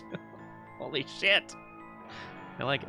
Okay, upkeep is next, which means winging it goes over here in my fancy discard pile. Okay. Fucking hell, cornered. Where the hell were you? Oh, hello, Cthulhu. Welcome to Doomed. Wonderful to have you with us. Today, our cursed violinist, Patrice Hathaway, is listening and playing the Symphony of Erich Zann. This is a... where is it? This is a fan-made scenario by the guy who made Dark Matter. Like, before, I think. I think it's before. I'm excited because I love Patrice. So far, so good. We came into the theater stirred up a massive storm of music, which drove away an extra-dimensional watcher, brought our conductor friend back to his senses, and now we're just dealing with some dancing rats. It is what it is. Okay, so we're back around. That was the end of upkeep. So we go to Mythos. Okay, so we're already at 6 out of 6 Doom. Yikes. Flower, we don't know that. We don't know that, but you're probably right. Agenda 1B, Polymorphia. The exquisite music grows louder and louder, attracting the attention of all that can hear. It is only now that you can hear the details of this pandemonium. The indefinable dread of untimely percussion, sure. The shriek of 1,000 strings. The thunderous trumpets and trombones trembling your very ears. The poetic melodies suggesting nothing on this globe of earth. You shudder to imagine the audience of such horrid mayhem. Spawn a copy of Ears of the Void. Yikes. Very good, guys. Arkham Tina. Spawn a copy of Ears of the Void at the entrance hall. Shuffle the other copy of Ears of the Void and all copies of Heard by Something into the encounter deck. Okay. Heard by Something. So one copy, these go in. This goes at the entrance hall. Ears of the Void are an extra-dimensional enemy that preys on the largest hand size. That's me. They are an aloof hunter. 2 combat, 2 health, and 4 evade. Forced, if Ears of the Void is ready, when you play or commit a card at its location, it immediately attacks you and exhausts. Well, that's not very nice. Ugh. So move in, engage, fight. Right? Yuck. Ah! Good question, Cthulhu. I almost went with just 9, but instead at the last moment I switched it up to 19. So I have 2 basic weaknesses. You can see here I've got actually quite a bit in play already. A Mind's Eye, a Plucky, a Moonstone. I got a bunch here in my fancy discard pile. I managed to hear a Stars Are Right already. So once, I guess. Just an Eldritch God. Living on a lonely rail, yep. Hi, Terumar. Welcome to Doomed. Wonderful to have you with us. Today, it's actually wonderful. What's the fancy discard pile? Great question, Cthulhu. This is something that was added to TTS. It's a player mat extension. But I'm just slapping all the cards over here that Patrice cares about for her discard pile. And then I'll reshuffle them when her deck reshuffles, which will be next turn, unless we draw an Elder Sign. Terumar, welcome to Doomed. We do solo and not-so-solo playthroughs of Arkham Horror, the card game, with a focus on roleplay and storytelling. And indeed, today, we are doing a lot of musical puns. No Quantum Flux! I knew I forgot something. I'm playing all these, like, subpar survivor cards. Whoops. Shoulda Quantum Fluxed. It is what it is. Okay. Did I Mythos already? No, I just did Act 1B. Agenda 1B. Agenda 2A, sorry. Crescendo. Within the chaotic babel of sound, you can hear an exquisitely low and infinitely distant musical note. Though it is not a horrible sound, you can't seem to pinpoint the direction from where it comes from. Damn it, Axolotl. Maximum 2 music treacheries next to the agenda deck. I'll move that up there. We need to move quickly to save as many of the musicians as we can. We'll have to examine them as best we can to get a sense of what to do, as Patrice, first of all, has to deal with the rats that have recently, she used the cat to sort of like get them out of her way, and now she has to figure out some way of destroying them. Okay. I have to draw an encounter card. Let's draw an encounter card. Turnaround. Tactic. Surge. Gather the music treacheries next to the agenda deck and shuffle them, and then put them into play one by one next to the agenda deck. updating the order in which they are discarded. That's fun. There are none in play right now, so that's okay. This would, if it were a multiplayer game, that would make a lot of difference. That's another turnaround. The music twists and turns as the rats in front of her seem to dance and play and leap. We draw another one. Dancing rats. Ugh. Bright eyes, every now and then I dance with rats. This is a 1-2-3 enemy. It spawns at the location with the most clues, which is still the lobby. It's a hunter, but while the Dies Irae treachery is in play, incredible, Dancing Rats loses hunter and gains aloof. Well, fuck. Okay, I need to get away from this guy. These guys, ASAP. Or I'm just going to get drowned in rats. Classic. We come back around to the investigation phase. As a reminder, I am still panicked, so I cannot take a play, engage... I can take a play, engage, or resource action, but only once. Apparently so, Cthulhu. Oh, is that Dies Irae? Here, let's stop. Guys, I love this song. This is my jam. Dies Irae, Dies Irae. I don't know why I chose to sing it so low. That was a bad shout. It's okay. We are very plucky. Let us see what we can do. It's a classic rat picture. Okay. Oh my god. Oh yeah, I don't make the rules either, Requiem. It is what it is. Yes, Voltgloss. And I have a feeling like finding the right treacheries may also be useful for us in the sense of maybe something to do with the musicians, because I noticed there are 4 musicians. And in orchestras, there's 4 sections, right? Strings, percussion, brass, and woodwind. We have not even looked at the musicians, because I haven't even moved into the stage hall yet, but I'll take a look at that momentarily. But first, we need to do something about these dancing rats. Let's have a premonition to start. That's a play action. Fuck. Ah, that's a problem. It's not an it's not an action. It feels like it's... Oh, God. It's not a play action. I mean, it is a play action. It's fast. Does fast count for cards that say number of actions? This feels important, because I will not premonish if I don't need to.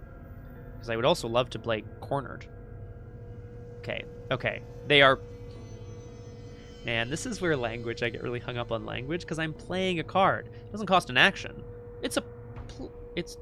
You are playing a card, but it's not a play action. Okay, all right. Let us premonish. It's a tentacle. Okay. So. That's bad. This means that the first skill test I take this turn will simply not work.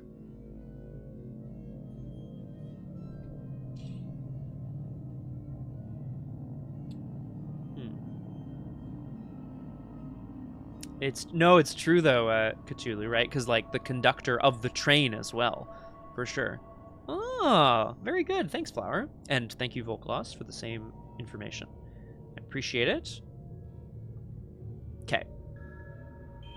Patrice has a premonition of failure. If she attempts to simply sweep these rats away, perhaps she can drive them away with her music, she thinks to herself. So basically, the first action I take this turn is going to... This first skill test I take is going to fail. Things I would like to do this turn. Kill the rats, move to the stage hall, play cornered. So I think I'm going to have to punch the rats and fail, punch the rats and succeed, play cornered, lose a bunch of cards from hand, get another... Oh, God. I could kill the rats and move to Auguste and maybe try to take off the other rats before they come in and kill me? That might be worth it.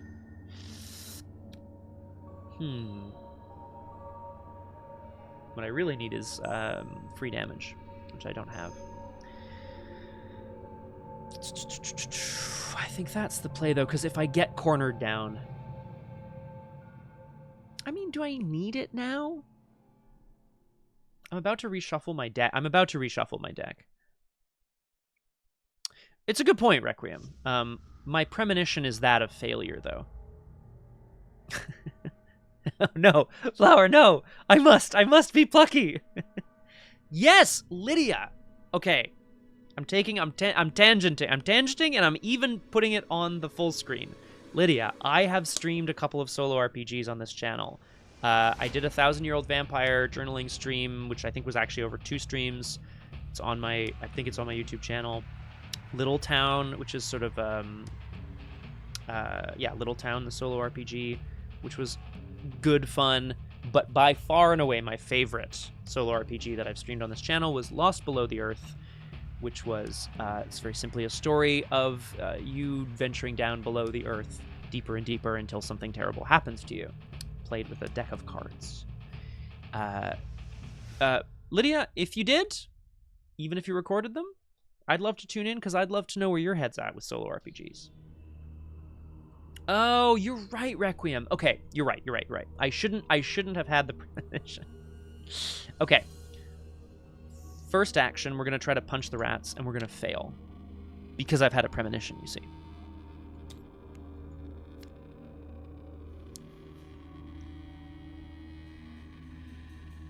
Oh, yeah. Oh, no, for sure, Cthulhu. Yeah. I do find it funny, especially, like, those are both quite rare professions these days. Because, like, nowadays, like, a trained conductor would still be called a conductor, but, like, I think they're more like a driver now, you know?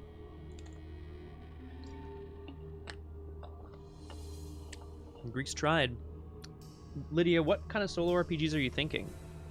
You've hit upon something I'm very passionate about, Lydia, so you must respond. I command you! Second action, I'm gonna fight the rats. I'm not gonna play a card. I'm gonna just punch the rats. Do I commit a promise of power? No. I use a Mind's Eye charge. So I'm at 6-1. Rather than attempting her premonition of trying to sweep them away with her magical, like, sweep them away with her hands and her fists, instead, Patrice draws her violin up under her chin and begins to play a little jig, hoping to capture them for just a moment.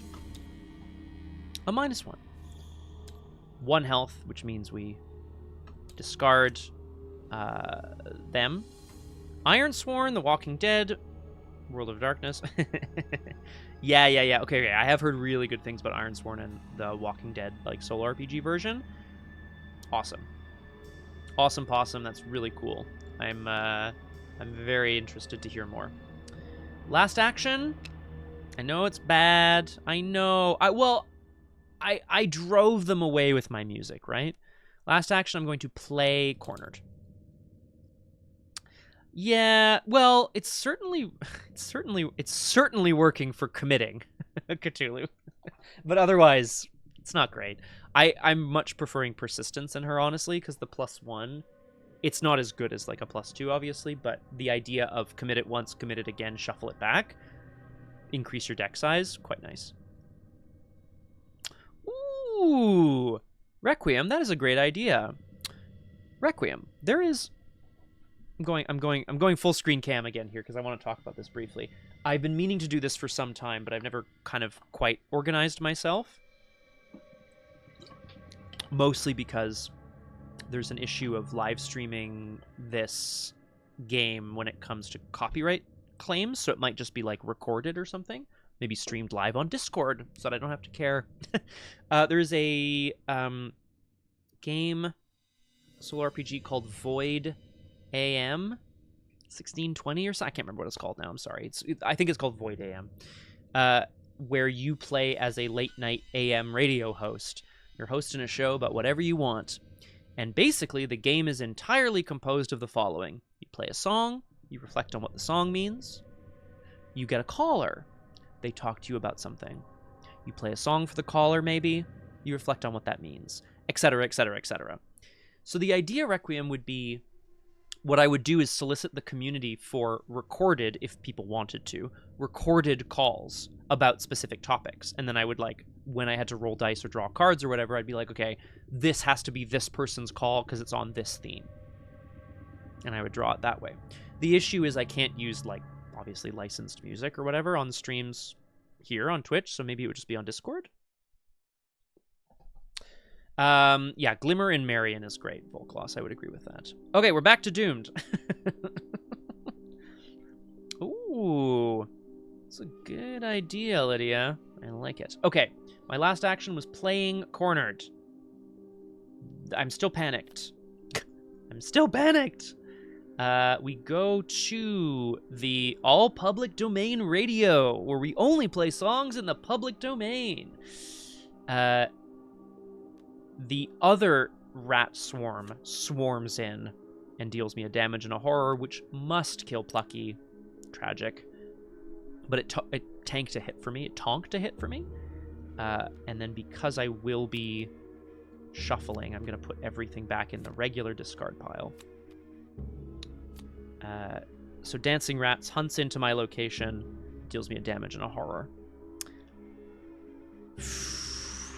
Scary, guys. Every damn day. Just a werebear out here trying to make it in this crazy world. That was the enemy phase. Upkeep removes all cards from my hand, draws me 5, including Patrice's Violin, which feels very thematic. All my weaknesses go back, which is a bit hard, but that's okay. It's okay, we're okay.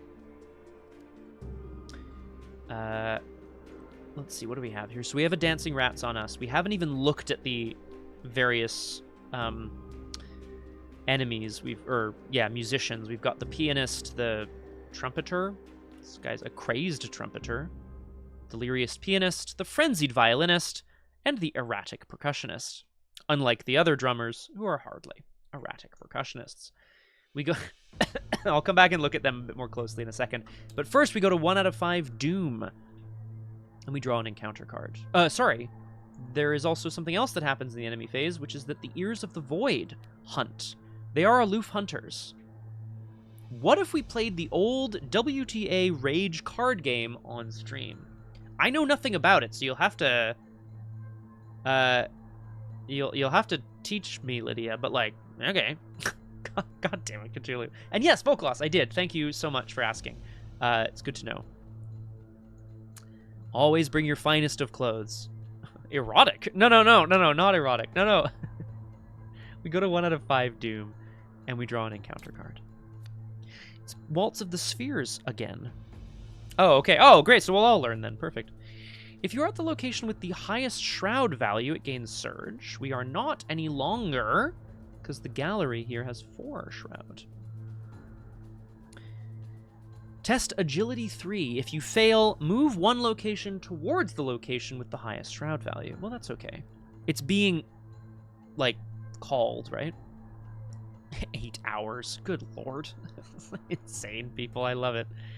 I have 3 agility on this test. I am going to commit a Glimmer of Hope and a Persistence. 3 agility. 4, 5, 6 to 3. -1. We pass. We do not need to move. Did you try Howling at the Moon? A great question, Requiem. We move on to the investigation phase. Patrice is still panicked because of, well, all of a sudden the once empty auditorium has now been filled with the sound of musicians trying to summon some sort of extraterrestrial creatures, rats attempting to chew through her flesh, and strange, haunting, low note emitting aliens moving towards her slowly. Yeah, I think I played a little bit of Rivals Flower, but I hadn't played the other one, so I couldn't kind of tell you. Let's see. So, we need to... the 3/4 man! Or the 3/4 man is quite nice. Cthulhu, that's very funny, actually. Alright, everybody, 10 points to Cthulhu. That's quite funny. I hope he doesn't mind said joke. Okay. We're back around. We know we need to head in to the stage hall. We know we're probably going to have to deal with Ears of the Void. It's a big downside. Some of us like werewolves, you see. I am going to... I think we gotta evade the dancing rats and just move on. I don't really have the ability to do 2 damage to it right now, so if we just try to evade it, we could be in good stead later. So I will evade the dancing rats. I'll be cornered by them and discard this winging it to go +2. So I'm at 5 to 3. And I will also commit resourceful to be 6 to 3, and I'll also commit the persistence from the discard pile to be 7 to 3. Crazy. -1, reveal another token. Curse, reveal another token. Elder Sign. Yeah, you're not wrong, Lydia. Like, it is what it is, you know? Okay, so we've... The Elder Sign is +1. Shuffle all but 1 card from your discard pile into your deck. This is the wrong time for it, but that's okay. Resourceful pulls a card back to hand. I'll take this Glimmer of Hope back to hand. Which means I will leave the Winging It in my discard pile and shuffle Resourceful and Persistence into my deck. Yeah, I have to shuffle it back in, so I can't choose. You're doing great, Elder Sign. So we've evaded the rats. For now. Yes. Oh, no. It isn't. However, I will say, everything else was going in anyway, and I had committed a Resourceful, so I may as well, like... I wanted to throw the Resourceful back in anyway. I don't really care. Got that big ho persistence. Unreal, Roger Twy. Look, some of us farm, okay? It is what it is. Let's finally move on, and then we will play Patrice's violin. Let's move first before I do anything crazy. Let's move into the stage hall where Auguste Gaudin is waiting for us to show us towards the backstage rooms. We don't know what the backstage rooms are, by the way, but they're all the same. Although the performances are seen by the entire world, a necessary crew of lighting technicians and assistants would scurry around backstage. 3 shroud, 1 clue. The long hallway behind the stage acts as a wind tunnel. The chill pushes you in every direction. That's Patrice in that art as well, huh? For sure? I think we can all agree. It isn't, actually, but like I like to think that it is. There's an action on the stage hall to shuffle the encounter discard pile into the encounter deck. The back rooms. Ruh-roh. Here we are. Backstage rooms. Backstage rooms. Okay, we've moved into the stage hall. As a reminder, Auguste Gaudin allows us to search the top 9 cards for an encounter card and draw it, and then search the top 3 cards of your deck for a card and draw it, which doesn't do very much for me right now. But we could try to do it next turn, which would maybe aloofize the dancing rats. Yes, I agree, Flower. I actually fully agree with that. With my last action, I'm going to play Patrice's violin, because it makes sense that she would have it. She's essentially going to... She doesn't know how she's going to, like, speak to these other musicians and try to convince them that what they're doing is wrong, but she's going to try to speak to them in a language that they can understand, the language of the music of the spheres. That's right. How do the musicians work? It is, Flowers. This would be a good time to use it. Choose and discard a card from your hand and exhaust Patrice's violin. Choose an investigator at your location to either gain a resource or draw a card. Triple H radio. That would be nice, Requiem. I'd like that. I would hope it would be me. Like, I would make up a name or whatever, but, like, it'd be a solo RPG. Let's have a look at all the musicians, shall we? Because, as a reminder, the act objective is if there are no more musician enemies in play. Let's start with our friend Isabelle Lafratta, who is a 2/6/2 aloof enemy. While there are no piano treacheries in play... Okay, so I see where we're going with this. You cannot parlay nor deal damage to her. Parlay, place a clue on her, place a resource on her. If there is a clue and a resource on her, parlay, flip it over and resolve the text. Yeah, hell yeah. When you listen to the void listens back to you. Arnold Walker, the crazed trumpeter, is also aloof. While there are no brass treacheries in play, you cannot parlay nor deal damage. Action, parlay, test all your stats at 5. Reveal and resolve 2 additional chaos tokens. If you succeed, flip this card over and resolve its text. Okay, that's 1 test. It's a big test. It's okay. Nicole Page, the frenzied violinist, is aloof and alert. She has a string treachery, same text. Action, discard 3 cards of the same card type from your hand. Uh-oh. Parlay, flip this card over. Okay, well, that's going to be like, if I happen to draw a good hand for it. Interesting. Okay. And of course, all of the treacheries we've seen so far kind of interact with how... Yeah, so like, we've seen a string treachery which says at the end of your turn, discard a card at random and draw a new one. So that would affect this. And then Song Yin, the erratic percussionist, is aloof with retaliate, percussion. Action, parlay, test combat 2 3 times. If you succeed at all 3 skill tests, flip this card over. Yes, so Volkloss, there was a note about it that said if you're playing Isabella Frata, you sub in the piano, which I presume is like a sentient piano like from Mario 64 with teeth. And we saw a percussion treachery which said if you don't commit a card to each skill test, you take horror. So this is that. Okay. This is well designed, guys. This is very well designed. Each of the musicians is creating music. It needs to be parlayed or spoken to or interacted with in such a way that their treacheries make it harder to do so. But they need to be in play in order to do that. Okay. Whew. It's the end of my turn. Except I still have a free triggered ability, so I could use Auguste. I don't want to. I'm going to use Patrice's violin to discard this Glimmer of Hope for $1. $1, please. In the enemy phase, the Ears of the Void hunt. Patrice, Auguste Gaudin cannot hear anything except the crazed sounds of the various musicians pouring from the various backstage rooms. Patrice can hear the low, dull, haunting, horn-like sound from the creatures that are hunting her. So this is a forced effect. As a reminder, it's aloof, so it doesn't engage with me, but it says if it's ready when you play or commit a card at its location, it immediately attacks you and exhausts.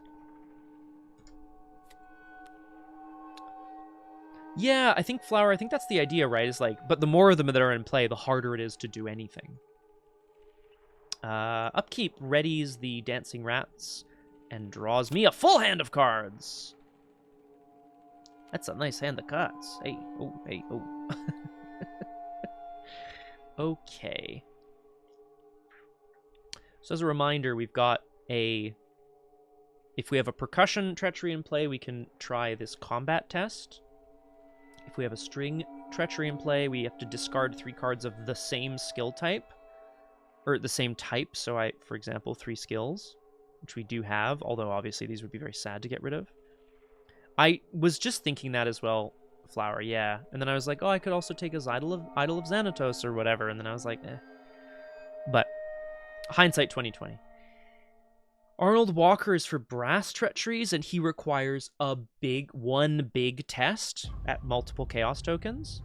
And then Isabel La Frata is a piano treachery, and she requires a clue, a resource, and another action to do both. Yikes. Okay. And I bet the piano treachery is going to be something like, if you take the same action twice in a row, take a horror or something, because these are all activates. I'm putting money on it, folks. Okay. It's the end of the upkeep phase. Patrice can see strange extraterrestrial creatures flooding in from the outside world back, being called by the strange music of these creatures. She can hear its low hum threatening to shake apart the very molecules holding the theater together. We get a 2 out of 5 Doom, and we draw an encounter card, which is hissing noise again. Yuck. After a music treachery is put into play, I either have to lose $2 or take a damage. But it's a willpower test to get rid of, which is probably fine. I would like to get rid of it. Ears of the Void is when you play or commit a card.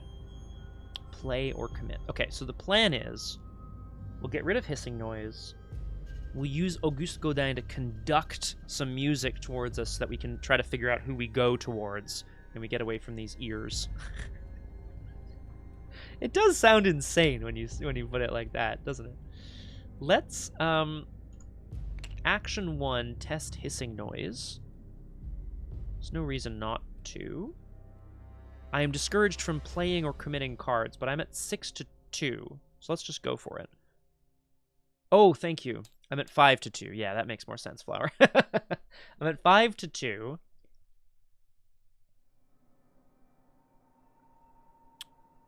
Does cornered specifically counter this? When you play or commit a card. Yeah, this is just discard a card to get +2. Well, hell yeah, let's discard this Moonstone to get +2. So I'm going 7-2 against this hissing noise. We're trying to push the hissing noise away from our minds so we can actually do something here. -2. After this test ends... Okay, so first of all, we succeed the test. Discards. After this test ends, discard cards from the top of the encounter deck until a music treachery is discarded and draw it. Well, that's great, because that's kind of exactly what I wanted to do anyway. And maybe I don't need to do... Ugh! Ghosts!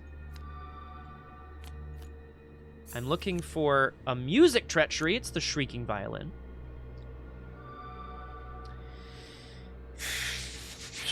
This is as a reminder. Who's the stringy one? I believe it's... Oh, that's a good question, Flower. Whoop. Well, it's... if you succeed, discard hissing noise. Yeah. Yeah. So I succeeded, I discarded, and then after the test ends. That's how the timing points work in my brain. In my brain? Okay. The whims of fate have brought us face to face with, of course, the first person Patrice needs to manage, which is the person whose Shrieking Violin will compete with her own if she hopes to get anywhere with the others. Remind me what Nicole Page says. Aloof, alert. I cannot parley or... Well, I can now parley or deal damage to her. Action. Discard 3 cards of the same type from your hand. I think that's actually okay. I think I have the actions to just do this. Ooh, actually, very nice. Yes. Okay, sick. I think we're good, guys. Watch this. Hashtag watch this. Action. Move into this backstage room. Oh. Rip. The door leading to this room is blocked. As an additional cost to move, you must spend a clue. Okay, well, that's fine. I have a clue. 1 clues as a group. Now, I wonder if that's 1 per. Probably not. No, probably not. Because a lot of these locations do not have per. Oh, sorry, they all do. That's my bad, except the first one. This one doesn't as well, Stage Hall. Anyway, I spent a clue, so I'm moving into the... anechoic chamber. This is like a chamber that doesn't echo, right?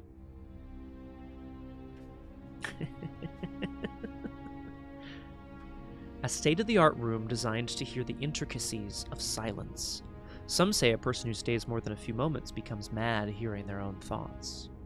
There are a lot of like studies and videos and all this about people going into these anechoic chambers. It's sort of like a sensory deprivation tank, except only one of your senses is being deprived, but to the point where it's like pretty fucked up. Like there's so little sound in there that your ears focus on like your own body's sounds and they get really loud. It's pretty fucked up.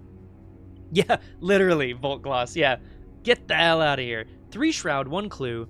Enemies at anechoic chamber lose aloof, but do not perform attacks of opportunity. Well, that's okay. So in this room where there is no sound, there is, in fact, a woman who looks much like Patrice playing her violin. I want to say fiddling, but let's say playing her violin like mad. Patrice stands up in front of her and begins to play in time, mirroring her every movement. So I've moved in, and my last action, they don't perform attacks of opportunity. So my last action is discard 3 cards of the same card type from your hand. I will discard 3 skills. Last Chance, Resourceful, and Rise to the Occasion. I still have a free trigger for Patrice's violin. Let's flip her over. You convince the violinist to hand over her instrument. Only after defeating her... A/J. Very important. Lydia, thanks for the reminder about solo RPGs, by the way. I really enjoyed streaming them, and I had a good... Lost Below the Earth, I think, was around this time of year last year. It's like near New Year's, so like... We're doing that again, for sure. Stay tuned to the Discord. You convince the violinist to hand over her instrument. Erich Zann was a musical genius with the viol. I worshipped his talent. Nicole Page mentions having found some of his sheets and trying to learn from him. She tears those sheets into pieces and throws them away. I won't become great just by copying others. She runs out of the building with her newfound inspiration. Sure, the violinist might be gone, but the million strings of the orchestra can still be heard vibrating through the air. Add her to the victory display. You may choose to put the set-aside Page's violin into play in my play area. That investigator has earned Page's violin and may choose to add it to their deck. Holy shit. Hang on. Are we... Sorry. Is Patrice double-fisting violins, that famous one-handed instrument? Let's have a look at Page's violin, shall we? Wow. It is... Okay. Axolotl? Big shout out. I know exactly what you're doing here. This is an instrument that says after you discard a card from your hand, exhaust Page's violin to draw a card. We are taking the violin to hand, baby! Okay, so like, next turn, cornered, draw a card, Patrice's violin, whatever. Actually, I could just do that right now. It's like a 2-necked guitar. Okay. Now, big downside, of course, in the anechoic chamber. Jesus Christ. Enemies lose aloof. So, real bad news for old Patrice here. Sorry, let's turn up the music briefly. Whoa, okay. Yeah, you're right, Kurotis. It can't possibly be a normal violin. Okay. Basically, Patrice played in front of her, mirrored her, and then shook her from her reverie to the point where she now kind of was shaken from, was shaken from her reverie in such a way that she feels confident and prepared to move into the future. I think I think so too, Flower, but I'm just wondering if I want to Patrice here. I think I do, because it's the end of my turn, so I will free trigger, discard Read the Signs to gain a buck, and then I will use Page's violin to draw a card. The reason I'm doing this is I'm kind of hoping for more shit for my discard pile. Unfortunately, this is Stray Cat, which would have been useful. At the end of my turn, randomly discard a card from my hand, and then draw a card. It's Promise of Power. I'm still hoping for things for my discard pile. It is what it is. Or like Mind's Eye, or what? I wouldn't have been able to use Mind's Eye, I guess. Okay. Enemy phase. Hunters hunt, so the dancing rats scurry towards me. And flashlight face? Is that what we're going with? The Ears of the Void. Because of how the chamber absorbs all sound, Patrice is holding Nicole's violin and turns around. If anyone's played BioShock Infinite, you know at the end, near the end, there's like a moment where you're like in one of the screens, and then you turn around and there's like one of those fucking guys right in your face, one of those siren heads. All right, 10 punchy punch points for Roger Twy. Very good. Eerie. They're not even giant ears. I mean, they might be. I suppose I don't know that for a fact. They've lost aloof, so I take 2 damage. Oof. The massive creature blasts Patrice with that loud, low note. It vibrates her ribs and causes her heart to shrivel. Well, that's true. There you go, Volgloss. See, it's a free trigger in the enemy phase. Yes, exactly, and which means we can destroy them. They also don't have, oh, they don't provide attacks of opportunity here, so I'm hoping to just kick their ass in some other way. Okay.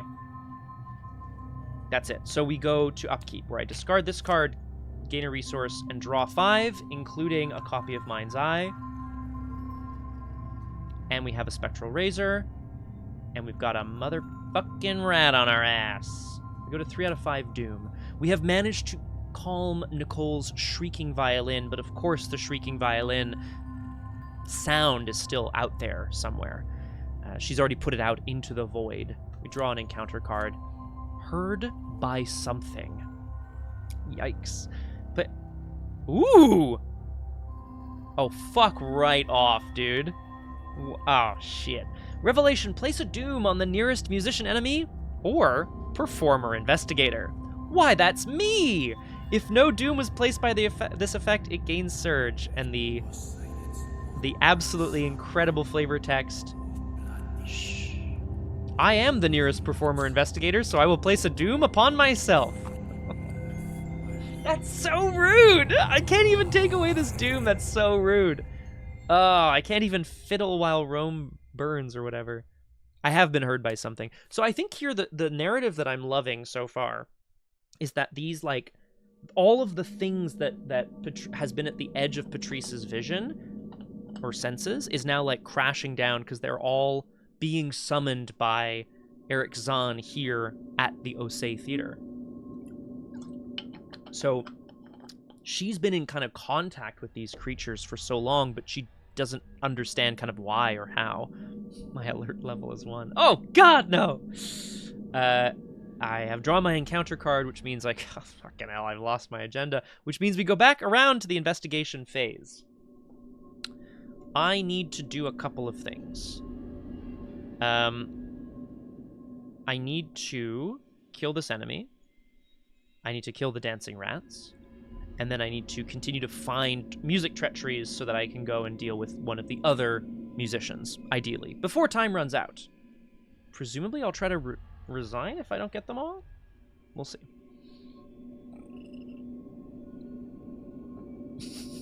Well, Flower, she's I think somewhere in the back of Patrice's mind, she's like, haha, they should give me first chair now that I've, like, driven Nicole away, and also I've saved your theater, and also I've saved the world, thanks so much. But, like, she's not one of them fast quipping investigators. She's terrified. Free trigger, Mind's Eye. Place 2 more secrets on Mind's Eye. I discarded a card so I can use Paige's Violin to draw a card. It's stuck in your head. Motherfucker. That's fine. That's fine. It's fine. After you discard 1 or more cards during upkeep, draw the top card of the encounter deck. Which might draw me a music treachery. I think we need to play Spectral Razor, which will be my play action for the turn. I think that's okay. And then I will try to get clues in some other way, because I need clues to break into the other backstage rooms. So I need the clue from this chamber. First action, let's... Spectral Razor. This is a play action. I think what's happening here, I think, is now that she's sort of, like, achieved critical mass of violin, Patrice is, I mean, I don't want to say she's, like, dual-wielding bows, but she understands that these creatures are, of course, sound-based and music-based, and she's hoping that if she can play a note at just the right frequency, it will shake them apart and take them back to where they came from. So this Spectral Razor is less an actual razor and more of a musical, kind of sharp note. Pun intended. Fight! Add your willpower to your skill value for this attack. Okay, I'm fighting at 7 to 2. He uses one violin as a bow for the other. Just like this horrible sound. I will commit this.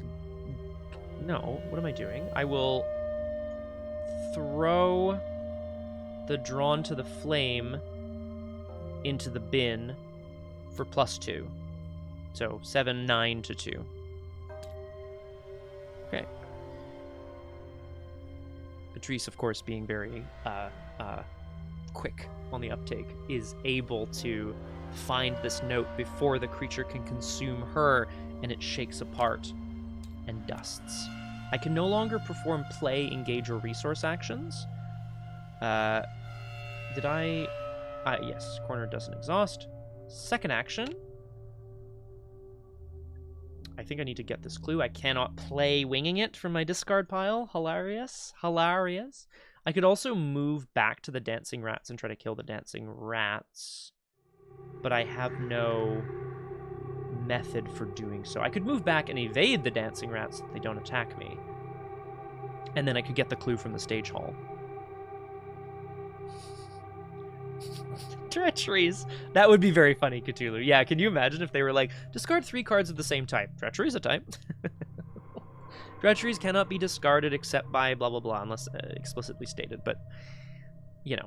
Okay, so I could either get the clue here and then take the hit from dancing rats, or what I think I will do is leave this horrible place. The rats engage me, and then last action I will attempt to evade the rats. I have 3 agility, 4, 5 when I commit this glimmer of hope. I must keep 1 card in hand in order to not have stuck in my head absolutely destroy me in the upkeep phase. I mean, actually, hang on. No, it doesn't matter, does it? No, it doesn't matter because I draw 5 cards. No, hang on, it does matter. Because after I draw 5 cards, I would then have to discard down to my maximum hand size, which would be 5, but stuck in your head would count as 3. So that's, no, this isn't going to work. Okay, so I need to keep 1 card in hand. So I am at 5 to 3. Is it good? Is it not good? Is 2 up okay? It's not great, is it? It's not great. Let's use a Mind's Eye. I feel so bad using a Mind's Eye charge. No, if I take the damage, it's okay. 5 to 3. Tablet, -2. If you fail, place a doom on a musician at your location. If you do not fail, the dancing rats are pacified. For now. In the enemy phase, there are no ready enemies. Patrice has managed to calm them. She looks at Monsieur Gaudin, the conductor, the maestro of symphonies, who sort of sits slumped in the corner, and she says, Nicole, and he's like, I know. She's ventured out into the world to find her own creative passion. Good question. I don't think so, Flower. I'll tell you why. Hidden cards cannot be discarded from your hand by any means except those listed on the card. And I know this because way back in the days of Carcosa, I was I think we were all very fond of doing that thing where I'd be like, oh no, I have to discard cards? You know, discard this, like, hidden treachery or whatever. I think it's an SAQ thing.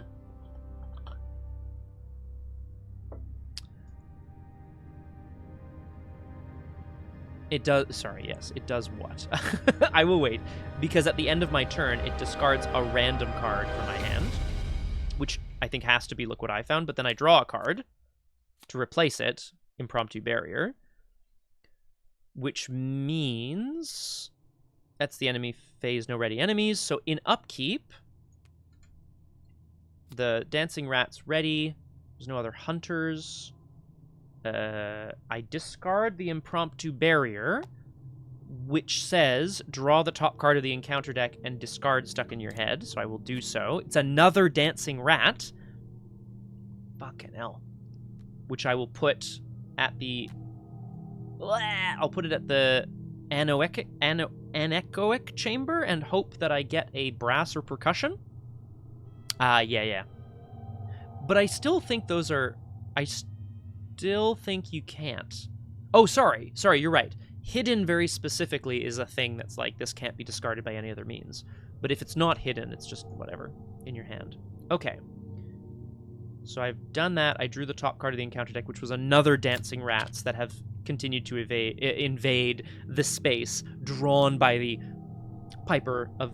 the Pied Piper. The Pied Piper of what? Of I want to say Hamlet. Is that wrong? Someone tell me. Someone tell me in the chat.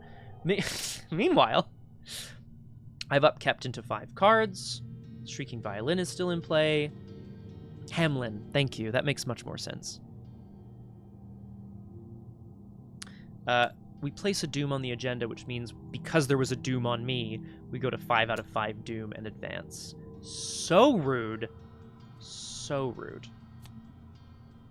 Call of the Void. Louder and louder, wilder and wilder mounts the shrieking and whining of the desperate symphony. In these frenzied strains, you start to hear a shriller, steadier note that was not from the orchestra. A calm, deliberate, purposeful, mocking note from within the auditorium. You cover your ears to block the infernal noise, but the music only grows stronger. All right, thanks, Flower. Catch you on the VOD, or I'll tell you how it went in the Discord. Thanks so much for joining us. Shuffle the encounter discard pile into the encounter deck. Rude. Each investigator with a musician enemy at their location, not me. Spawn the set-aside young nightingale enemy at the gallery. Uh-oh. Oh, we are getting absolutely roasted by enemies. What the f*** is this? But I'm the doom-producing performer. But that's me, Cthulhu. Young Nightingale, Choir of the Abyss. Look at that. Wow. And another extra-dimensional monster. 4 combat, 6 health, 1 evade, aloof. After you draw a music treachery, if it is ready, it immediately moves to your location, attacks you, and exhaust. Holy crap. Reaction. When Young Nightingale attacks you, draw the top card of the encounter deck, cancel that attack. I do not like that one bit. Wow. Okay. That horrible high shrill note is being produced, Patrice does not know this yet, by a bird from beyond. Exactly. All of these extra-dimensional enemies are piling on. I think the Watcher was waiting for the time to be like, go through the portal. Now is the time. The ears, the voices. Seriously. Honestly, seriously. Agenda 3A, Opus Magnum. Magnum Opus. As you persist against the raging... Sorry. Far too loud. As you persist against the raging composition, a howling night wind has sprung up from within the auditorium. The curtains violently shiver and drift along with the rhythm. Whatever is coming, you know it is not yet the end. Maximum 3 music treacheries next to the agenda deck. Beware, the scenario will not end when this agenda advances, but the end of the piece approaches. Ooh. It probably is going to, like, kill one of the... Probably going to turn one of these guys into a boss or something. I don't know. Okay. Opus Magnum. Let's go. We draw an encounter card. I'm scared. Is it a music treachery? It is not. It is another dancing rats, which spawns at the location with the most clues. I'll stick it here in the anechoic chamber again. Holy shit. There be rats everywhere. Okay. We're back around to the investigation phase. I have some rats on me, which is less good. I need a clue to get into the other chambers. I mean, just insanity, man. If I could... Whee! Dancing rats! I love it, Lydia. Yeah. After you draw a music treachery, if it's ready, it immediately moves to your location, attacks you, and exhausts. But when it attacks you, I can draw the top card of the encounter deck. If it attacks me and exhausts, is it still then engaged with me? Probably. I would assume so. Well, no, it's aloof, right? No, never mind. No, it exhausts, so it's aloof. So it doesn't. Fuck. Oh, I don't want to destroy this thing, but I also don't want to take multiple hits of horror. Especially not with a plucky. Sick artwork. So my thought is... Here's my thought. We try to get a music treachery into play. Right? Using Gaudin. Which will help me keep some of the rats at bay. And also get me closer to moving towards one of the baddies. I would assume so, Cthulhu. I will say the illustrators are unknown, which is, like, concerning because it doesn't... I don't know... Like, these are credited because this is from, like, actual sort of, I guess... not medieval, but, like, you know, old artwork. Illustrator, March. What does it March mean? I don't know what that means. But, like... But who made this? You know? I don't know what unknown means. Anyway, okay. I'll have to ask Axolotl... We're back around to the investigation phase. I think we use the ability on Auguste Gaudin to search the top 9 cards of the encounter deck for an encounter card and draw it. And then I get to do the same... I get to do something similar for my deck. Okay. Right? Right. Yeah. Top 9? Okay. Brass. Percussion. Dies Irae. Dies Irae. Peril. Test Will 5. If you fail, you must either take a horror for each point you fail by or put it into play next to the agenda deck. You cannot resign. Okay, well that's very concerning because I didn't think I would have to. But now clearly I'm going to have to. If I don't I mean, it's standalone. So, like, if I don't resign, I get killed, whatever. But I don't want Patrice to die. Okay. I think we take the Rhythm from Beyond. And then we shuffle, probably? Shuffle the encounter deck. Okay. I've drawn an encounter card, or I've drawn a music card. So it moves to my location, attacks me, and exhausts. A very good target for Alter Fate. I agree, Cthulhu. Hi, yoy. Now, do I want to draw another card from the encounter deck to cancel this? No, I don't think I care. I'm just going to take 3 horror. I'm going to take it on the chin. Yeah, I'm really hoping to heal off the panic. I guess I could get another music treachery, potentially, but it could also be an enemy, and that's, like, less good. Okay. So I take 3 horror. It exhausts. And then Auguste Gaudin says, search the top 3 cards of my deck for a card and draw it and shuffle my deck. Hiya. Fearless! My man. That's what I say. That's exactly what I wanted. Why, yes. Okay. We're back around. Fearless. Should it be the level up Fearless? Probably. At this point, probably. It is what it is. That was very lucky. While there is a brass or percussion in play, and there's a string or piano in play, so these guys are both aloof, which is nice. So I just need to deal with the guy who's on me right now, so to speak, and then I can move on. What is Patrice going to do? Patrice is going to do something. Time for a brain check. Yeah, I think so. Do I throw Plucky into play just for the soak? I mean, it's fast, right? Yeah. What else is going... Okay, remind me here. At the end of my turn, randomly discard a card and draw a card. Who cares? After performing a skill test, if no cards were committed, I have to take a horror. That's okay. So I need to use my willpower for something.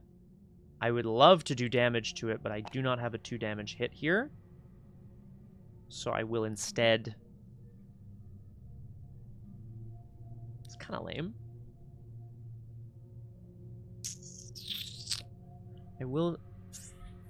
I could just fight it twice as well to get rid of it. But that feels so slow, and I need to, like, get towards either Song... Well, I need to get towards Song Yin. Oh, okay, so evade. We're going to evade. And I'm going to evade using a Mind's Eye charge. Oh my god, I'm going to burn my Mind's Eye charges on that fucking combat test. Ugh. Blah. I am evading at 6 to 3. I will commit Fearless to this test, which takes me up to 7 to 3. Yeah. I'll keep some other cards in hand, because I have a feeling I'm going to need them. Okay. Success. We heal a horror, which means I will, in fact, heal panic off of me. Not that I'm doing a lot of playing, but I imagine I might do some. The DS Irae, Day of the Doom rats are evaded. Fuck, I need a clue. I forgot. Shit. Okay, that's fine. I will try to get the clue from here, and then I will move. And we'll hope that everything else is okay. What else can I do? I can draw cards. I can...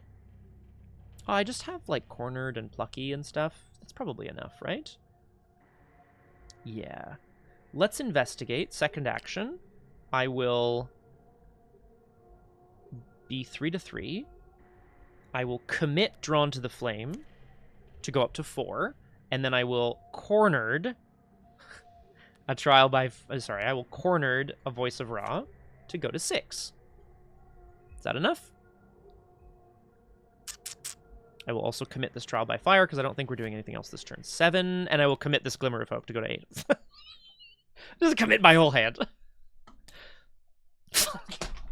Come on! You know what? Shit happens. That was a bit silly of me. I did not discard a card from my... I did discard a card from my hand. With cornered, so I will draw a card. Oh, it's a premonition! Why, yes! That's so funny. Okay. Oh, God. Well, actually, because of Plucky, I could just play the Premonition and know how much I have to succeed by. So let's do that. Play the Premonition fast. It's a -4. That's very annoying. That's okay. Will I just spend $4? Yeah. Last action, investigate again, but I'll spend $4 from Plucky. To succeed. Feels like a waste, but I'll get the clue. I need the clue because I need clues in order to unlock some of these rooms. A juicy -4. And I'm keeping my Mind's Eye charges because I know I'm going to have to pass a bunch of bullshit. Did I commit anything to that test? No. So I have to take a horror. Oh my god, it's so annoying. Oh, okay, I'm actually... Oh, sorry, it has to go on Plucky. Oh my god. Alright, Patrice. She's now stuck back in the stage hall. Backstage. The sounds of rats slow and die for a moment. I'm now stuck at a location with the dancing rats again, which sucks. I believe that's it, though, for the enemy phase. I could impromptu barrier. Oh, actually, quite nice. I might honestly do that next turn. Oh, God. Okay, at the end of my turn, I cannot discard a card from my hand. Randomly discard a card from your hand. Then. Okay, but I can't, so I won't. That's really annoying. Right? Is that how then works? Yeah, it's only if you fulfill the thing. Okay. Anything else happening during upkeep? I don't think so. The dancing rats are aloof because there's a percussion in play, and these dancing rats are also aloof because there's a string in play. These guys ready. This guy readies, but it's also aloof. And I draw 5 cards, including the dread curse that I avoided the first time around. This is Patrice's curse. Oh, God. Oh, no. Oh, it's all going to hell. It's all going to hell in a handbasket, guys. It was going so well. Patrice, the Dread Curse adds 5 curses to the Chaos bag. Patrice, like, I think kind of seeing all of these, she can now see the birds sort of swirling overhead in a black mass. She can still hear the majority of the music, and yet the rats have stopped for some reason. Perhaps they know something that she does not. That was upkeep, which means we go to 1 out of 4 doom, and we draw an encounter card. It is a music treachery. So it does go into play next to the agenda deck, because I think the maximum is 3. Yeah. After you perform the same type of action twice in a row, take a damage. Yuck. Because it goes into play next to the agenda deck, Young Nightingale attacks me and exhausts, but I will cancel this attack by drawing the top card of the encounter deck. Dies Irae. Test Will 5. If you fail, take a horror or put it into play next to the agenda deck. Well, oh, is it also a music treachery? It's okay, it would discard Shrieking Violin, but that's okay. It's crazy, dude. I have 6 willpower. I will... Ooh! Shit, I have to commit something to not take a horror. So I will commit... Nope. Oh, yes, actually. The Rise to the Occasion can be committed if the difficulty is higher than my base skill value, which it is. So, it gains 1 wild icon. So, +3, 9 to 5. Working 9 to 5. It's a curse. It's another curse. And a +1! Wow. Actually insane. Okay. So we remove 2 curses. We pass the test, which means Dies Irae does not go into play next to the agenda deck. Okay. Okay. Okay. Now what? Now what? Just insanity over here. I'm thinking Mind's Eye to place 2... Okay, hang on a second. Okay, actually I need... Oh, it's 2 o'clock. Oh no, but we're so close to the end of the game. Sorry, just checking things. Okay. I feel like we're quite close to the end of the... we're not close enough. I'm gonna have to wrap this up another day, I think. I have other things going on today, including Drew Crew in about an hour's time. So I think we're gonna leave Patrice's journey here. I was assuming this was going to be a single stream, but well, in a way that is great, I did a lot of yapping, which is no bad thing. So I think we're gonna leave the game here for today, my friends. The Symphony of Erich Zann must go unconcluded for now. Patrice found her way inside, stirred up passionate symphonies, whole arias of music with her violin, dispelled the Watcher from another dimension, but unfortunately that was the ingredient that allowed the remaining extra-dimensional creatures to rush through the portal and begin to hunt. She managed to shake Auguste Gaudin, the conductor, out of his reverie, but there are still many musicians that need to be dealt with, managed, as it were. Did I get the clue? I have a clue. I did get the clue last time. Okay. Okay. Yeah. Patrice now has Nicole's violin and is using it to try to manage the forces of darkness. She's playing her violin against the massive, overwhelming wave of dark, demonic music that descends upon her. Patrice is trying her best to, rather than just kind of be overwhelmed by the cacophony of insane music that is pouring out of the rooms backstage, she's trying to, like, isolate where each one is coming from. I have a Dancing Rats on me, which does a damage and a horror, so I need to deal with that. I have a number of assets in play as well. Specifically, I think the most important to mention here, because I always forget it, is Plucky. Non-direct damage and horror must be assigned to Plucky before it can be assigned to your Investigator card. So that matters for example. Rhythm from Beyond puts horror on it, which is probably fine. Ethereal Melody puts damage on it, which is less fine. Fine clothes. Okay. So, here we are. I think probably... Do we just go and deal with Isabella Frata?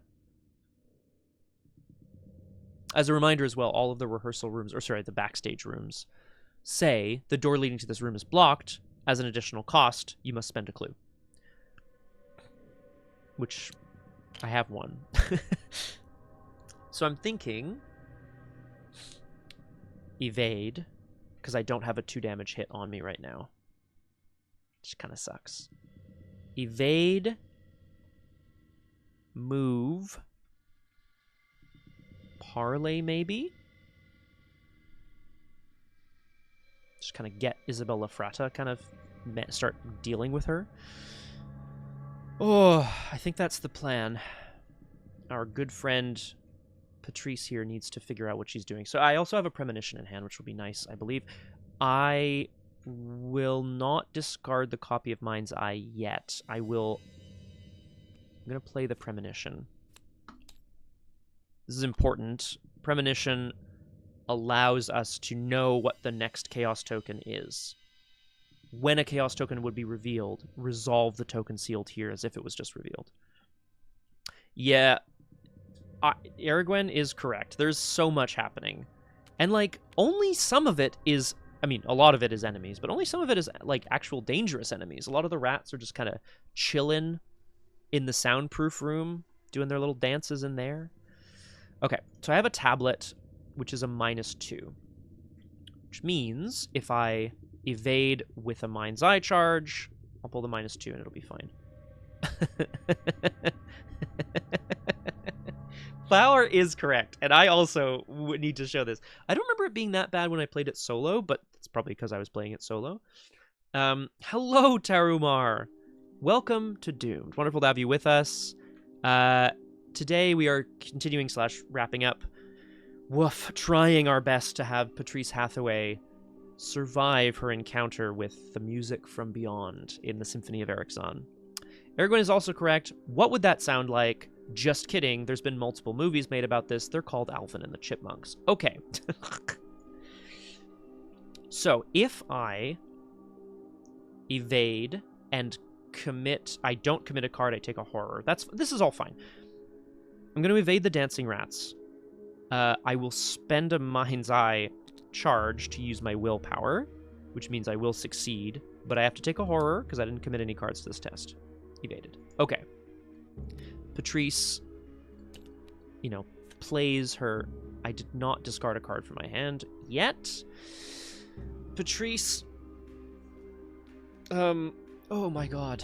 Patrice is sort of being overwhelmed by the creatures that seem to be pouring forth from the woodwork. There are these strange extra-dimensional beings called by the music, but also, somehow in a Pied Piper kind of fashion, the rats that live in the walls of the Osei Theater also are being called forth.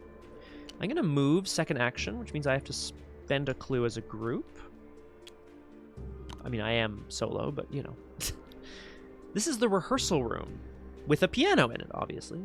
Forced, after you succeed by 2 or more during a skill test at the rehearsal room, take a horror. I don't like that. I really don't like that. So, evade, move, parlay? And place a resource on her. I think I just want to, I want to try to avoid taking the same action multiple times. Because of the damage on Ethereal Melody, and I think that's the play. That's an action. But we still have time. We still have time to do things here. I'm going to...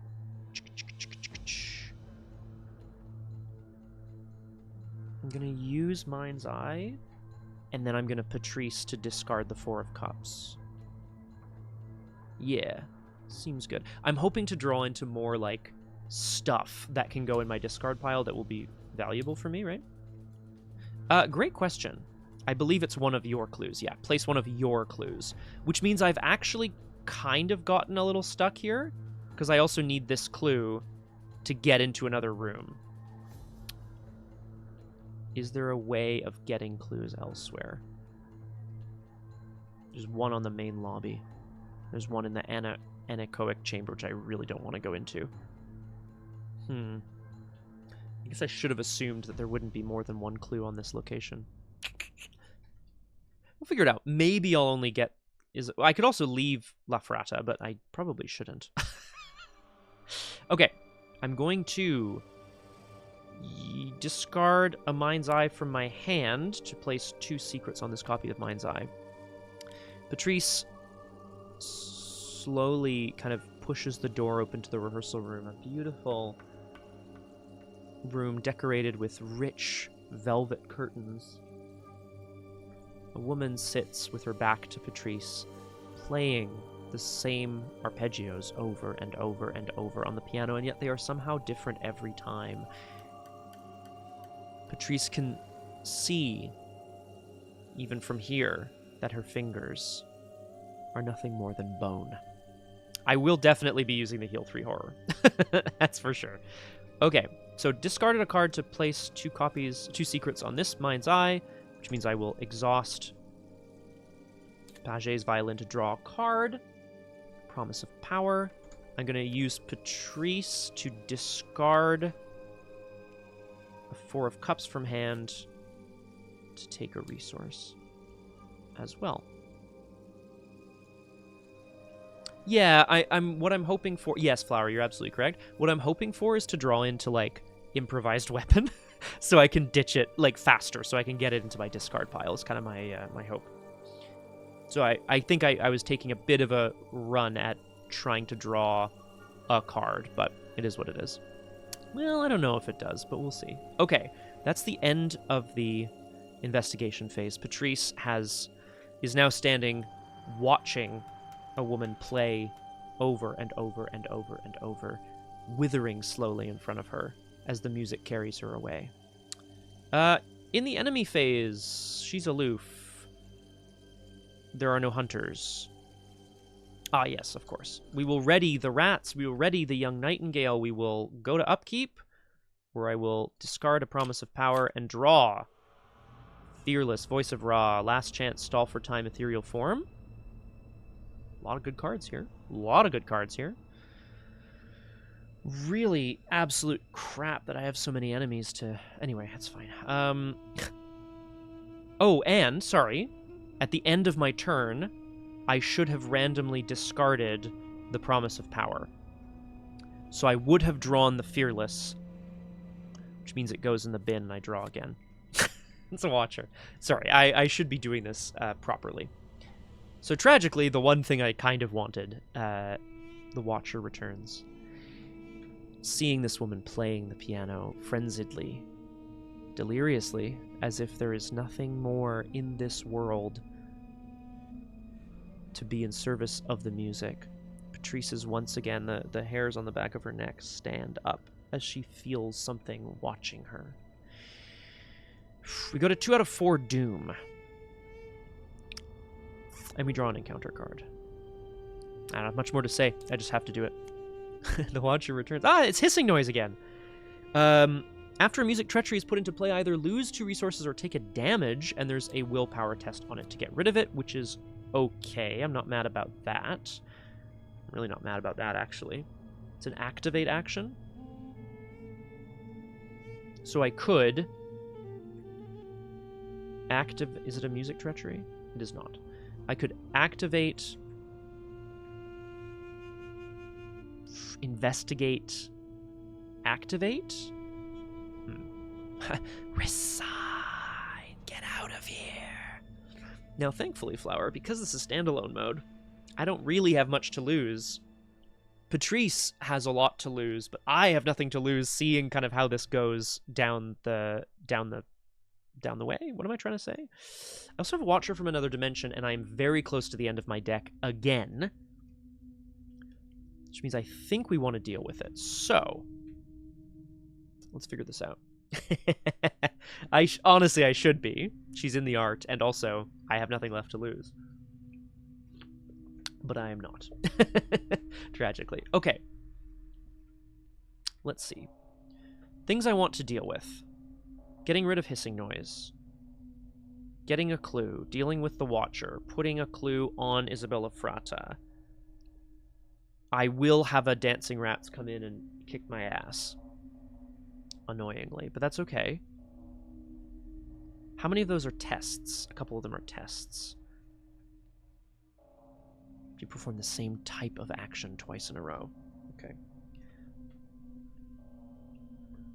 It's a lot of stuff. Okay, let us test hissing noise. This is an action. Test willpower 2. I will commit Voice of Ra. If for nothing else, then I would like to not take a horror. After I discard a card from my hand, I did not. I have committed it. Again, Patrice is now used to this strange presence. She's not used to the presence watching her from quite so close, but she is used to this white noise hissing sound, this blandness. She's trying to block it out so that she can focus on the woman in front of her. I'm testing it 7 to 2.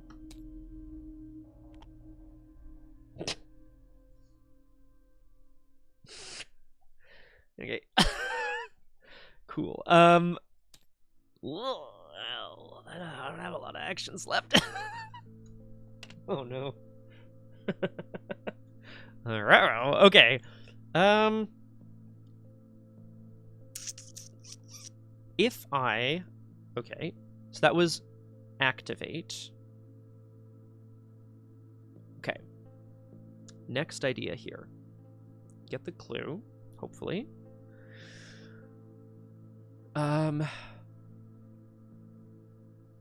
Really sucks that, like... Well, whatever, it's fine. Okay. Patrice is unable to push away the feeling, this pressing sensation in her ears. Get the clue. Deal with the Watcher? Because the Watcher is when the deck runs out of cards and attacks you.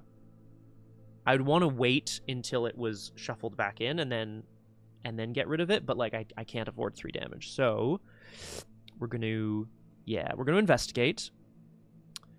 I am going to investigate this location. It has 3 shroud. I'm going to use a Mind's Eye charge to sort of see what Isabella Frata is playing and what Patrice can do to knock her out of her reverie. So I'm testing 6 to 3. I will commit this stall for time, which means I've committed a card, so I'm at 7 to 3. Okay, we pass, we get the clue. That was investigate. Third action, I could parlay, but I think I want to get rid of Watcher, actually. Kind of sucks that it's just going to be there, but I think that's the plan. I'm going to...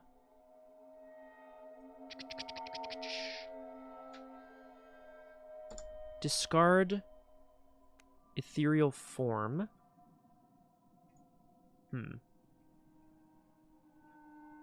To gain a resource, and then I'll use Page's Violin to draw a card, and I get a persistence. Last action, I'm going to attempt to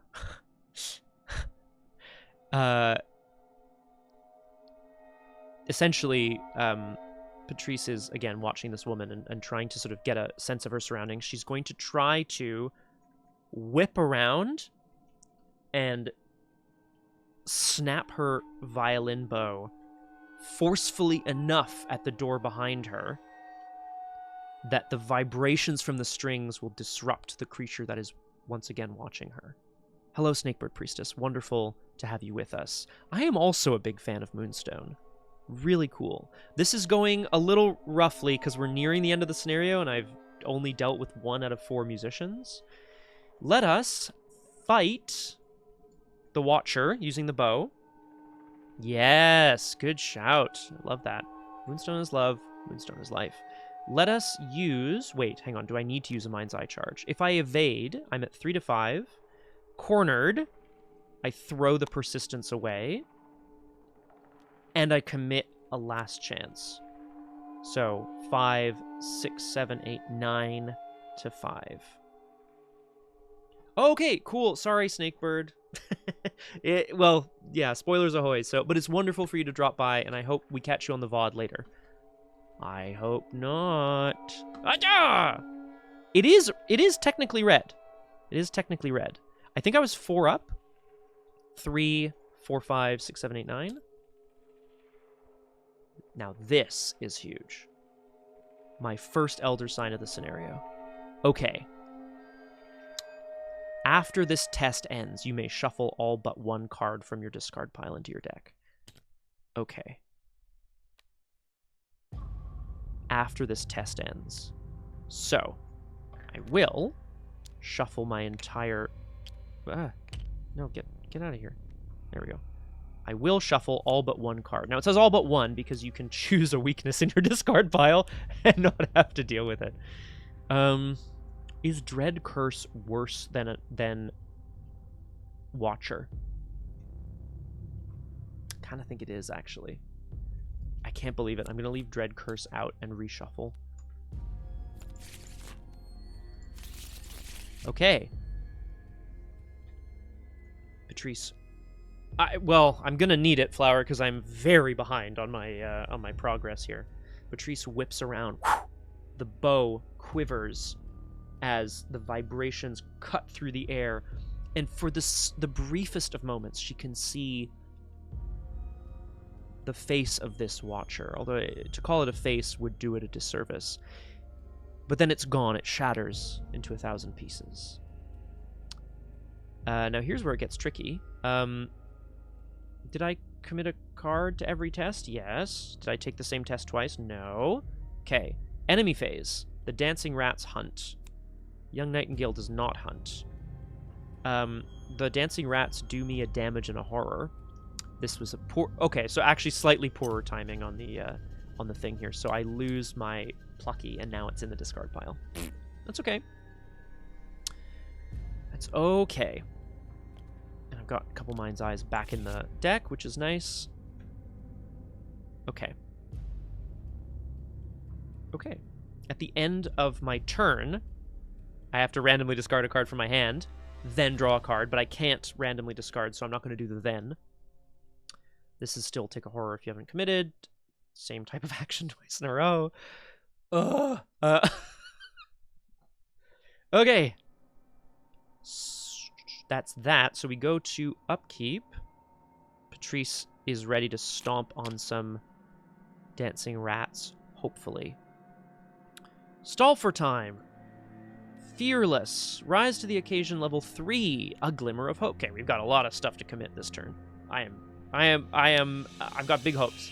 I've got high hopes here, guys. We go to 3 out of 4 Doom, however, which is where it's going to get a little trickier. And we draw an encounter card. Is it a Music Treachery? It is a Music Treachery, which means a couple things are going to happen. Either lose 2 resources or take a damage. I will lose 2 resources. After you draw a Music Treachery, it moves to your location, attacks you, and exhausts. Can I afford 3 horror? Why, no. I could if I had the actions to take the action on the location, but I don't think I'm going to. So, Ethereal Melody goes into play next to the agenda deck, and it bumps out the Shrieking Violin.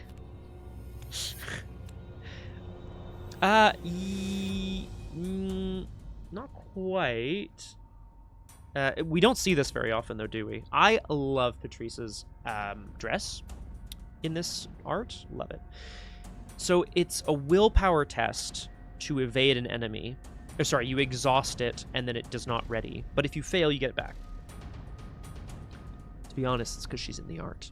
Although, in hindsight, I clearly should have taken a Quantum Flux. A hindsight 2020. Okay. Young Nightingale is attacking me. I'm going to draw the top card of the encounter deck to cancel that attack. I only just the one flower. Just the one. So I will draw the top card of the encounter deck. And Ears of the Void. Well, that's quite bad. So it spawns here. Suddenly the room is ablaze with... oh, sorry. This is evaded at my location. Suddenly the room is ablaze with shrieking and a low, dull humming.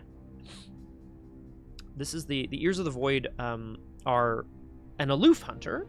If they're ready, when you play or commit a card at its location, it immediately attacks you and exhausts. So I would love to deal with it, but I just don't think I'm gonna. Oh gosh. Okay, I got a lot of shit to do. That was the end of the mythos phase. Okay. I should have taken it. You're not wrong, Flower. Like I can't deny. Let's see. So I could get persistence into my discard pile, and then I can use it immediately. 3 out of 4 doom. Yeah, I know. Like how slowly has this been going? So for Isabella Frata to resolve her, I need to place a clue on her and then spend an action. If I take the same action twice in a row, I take a damage. So I could parlay, activate the location, parlay evade, maybe, or fight, maybe. What's getting me here as well, of course, is the Ears of the Void. They do 2 damage, which is a lot of damage. Although we're nearing the end of the scenario, so maybe I can just take the damage and kind of just call it a day. When you play or commit a card at its location, it immediately attacks you and exhausts. Well, I'm going to be doing that this turn, so maybe that's okay. I also have hissing noise still on me, but that's now okay because I have money as well. So, parlay, place a clue on her. I know I'm kind of screwing myself over, but I want to at least see if we can get Isabella Frata out of her daze here. Patrice, suddenly the room is filled with a high-pitched shrieking noise, as well as that low, droning hum. It seems to vibrate the very fiber of the room itself, the very fiber of the beings in the room. Patrice is able to slowly move, as if moving through mud, towards Isabella Frata. As she reaches her hand out slowly and turns the page of the music on the board. I now cannot take a parlay action. Well, I would have to take 2 damage. So instead, let's Patrice's violin for a buck. I will put persistence in the discard pile, take $1. I discarded a card from my hand, so I get to draw a card. Stray Cat. Lovely. Not going to be able to play that. So that's right, that was 1 action. Second action. Do I just take the damage and deal with it?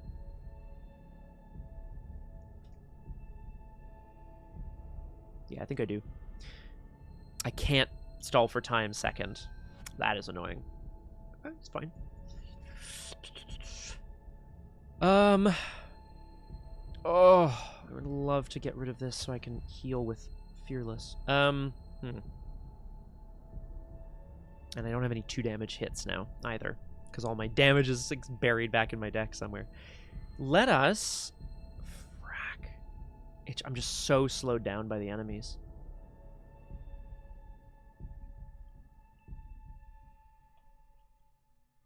Evade? So, I'm going to evade the dancing rats. Which means I'm going to be committing a card. So I will... Ears of the Void will attack me and exhaust, so I'll take the 2 damage and I'll put it on me. Patrice can feel her body being kind of slowly torn apart by the not the volume of sound, by the pitch of the sound itself. It seems to be tearing apart the molecules of her, of the flesh of her body. So I discarded a card. Second action is going to be evade. I have 3 agility. I'm going to commit this Glimmer of Hope to B5. I'm going to corner the stray cat to B7. Yeah, so bad, Flower. You're not wrong. Hello, Voltgloss. Welcome to Doomed. Just let me quickly evade this rat. Oh, nice. Okay. Evaded. Last action. Let's go ahead and speak to Isabella Frata. Dying. You're just in time, Voltgloss. We're dying. This is, of course, I did not have a chance to resolve the remainder of this the Symphony of Erich Zann this past week because, as people on the Discord know, there's been a week, and next week is also a bit of a week. So we are resolving this today. Yeah, I'm so jazzed. Okay, you remember more or less where we were. Patrice is being absolutely surrounded by and beset by massive numbers of enemies. Just like absolute huge amounts of enemies here. But despite the fact that she also had to sort of... I got a really good Elder Sign as well near the end of my deck, so I've put everything back in. Not everything. I didn't put Dread Curse back in. She managed to drive away the Watcher once more. She's managed to stalk into this rehearsal room, turns the page on the music in front of her, sees that the music, in fact, is just nothing more than scribbles, probably of blood. I'm going to parlay last action, flip this card over, and resolve the text on the other side. With patience and determination, you managed to convince La Frata to step away from the piano. It was the most beautiful thing I've ever heard. She describes the music she had heard in her dreams that she was trying to recreate. Flower, I fully agree, and I'm not sure it was the right choice, but man, if I draw another 5 curses, like, I can't. I've still got 3 in the fucking bag. I can't take another 5. Woof. She describes the music she had heard in her dreams that she was trying to recreate. She looks down at her hands to see the scars and blood of playing the impossible melody, huh? Thank you for clearing my mind. She gives you her necklace as a good luck charm and leaves the theater. However, the piano keyboard continues to play by itself, even without its player. Hi, Arkham Librarian. Welcome to Doomed. Flower is correct. So is right. We had Isabella Frittata. Big fan, Roger Twy. Welcome to Doomed. So, Librarian. Okay. I've been beset by a lot of enemies, and without a ton of damage options, they've just kind of accumulated on the board. I've managed to get a second musician, and I think that's probably all I'm going to be able to do. But we'll see. We'll see what the rest of the game looks like. But add Isabella Frata to the victory display. Will do. We've managed to convince her that everything's okay. You may choose to put it set aside La Frata's piano key into play in any investigator's play area. They may choose to add it to their deck. She called it a necklace, so it's probably an accessory, so I probably don't want it. Yeah, but let's have a look. Is it better than a moonstone? At the end of your turn, if you did not perform any same type of action twice, exhaust La Frata's piano key, take an additional action. That's pretty dope, man. That's pretty good. I cannot lose the willpower boost. No, that would be crazy. Sorry, La Frata's piano key.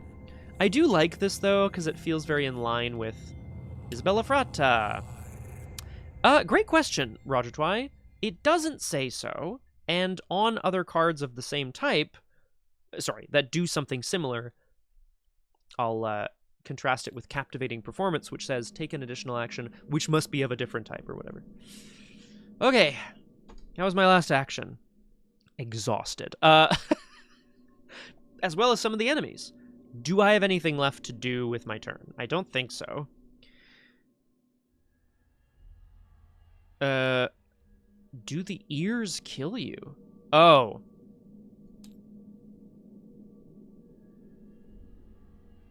That's a good question.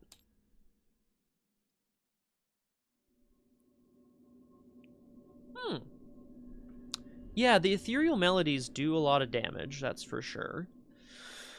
Oof, okay. It's the end of my turn, which means there are no ready enemies at my location, somehow. Yes, exactly. Yeah, exactly, Roger Twy. Enemy phase. No ready enemies. Young Nightingale readies. Ears of the Void ready in Mythos. In Upkeep. And Dancing Rats ready as well. These guys are both aloof, but very bad news for old Patrice. Real bad. And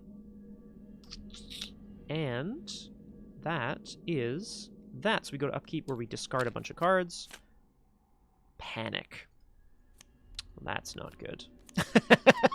I am also starting to panic, guys. No no harm, no foul. I am also starting to panic. I have to take a play, engage, or resource action. I didn't think the scenario would be quite so weirdly taxing in terms of action types. Okay. So that was Upkeep, which means here's where we discover whether we are actively screwed or not. Patrice has managed to talk to 2 of the 4 musicians. Coda Ultimatum. Resolve the text on the set-aside Beyond the Curtain story card, then replace the current act and agenda with this Coda Ultimatum. It is now both the current act and agenda. Shit. Okay, so I think that's it for the orchestra. Objective. Save yourself. If each undefeated investigator has resigned. Hell, okay, let's have a look at Beyond the Curtain. I'm scared, guys. Patrice has touched Isabelle on the shoulder, flipped the music sheet over, caused her to realize that the music she was trying to play was going to slowly kill her. And as she stands to leave the room, Patrice can still see that this rehearsal hall is filled with the creatures from her nightmares. Little did you understand what the music was truly for. To ward off... Oh, fuck. Okay, yeah. To ward off something or drown something out, or to bring it upon the earth. What you could not imagine. Before you realize it, Zann's manuscript slipped out of your bag and drifted along the icy vent into the auditorium. The red curtains of the stage fall open to reveal the audience. Well, okay, so I guess they were closed, and now they're open again. The blackness of space illimitable. Unimagined space alive with motion and music and having no semblance to anything on Earth. The walls and cushioned seats are ripped out and flung into the vortex, following the now infinitely distant sheets. So I talked about a big vortex of music, both that Patrice created and that Auguste Gaudin created, and now is being created by the Symphony of Erich Zann. We love a story. We love an emergent narrative. You must leave this place before the nothingness consumes the entire theater, and you along with it. If the investigators have not reached Act 3B, which we have, otherwise flip this card over and attach it to the auditorium. Okay. Let's have a look at... Impenetrable silence.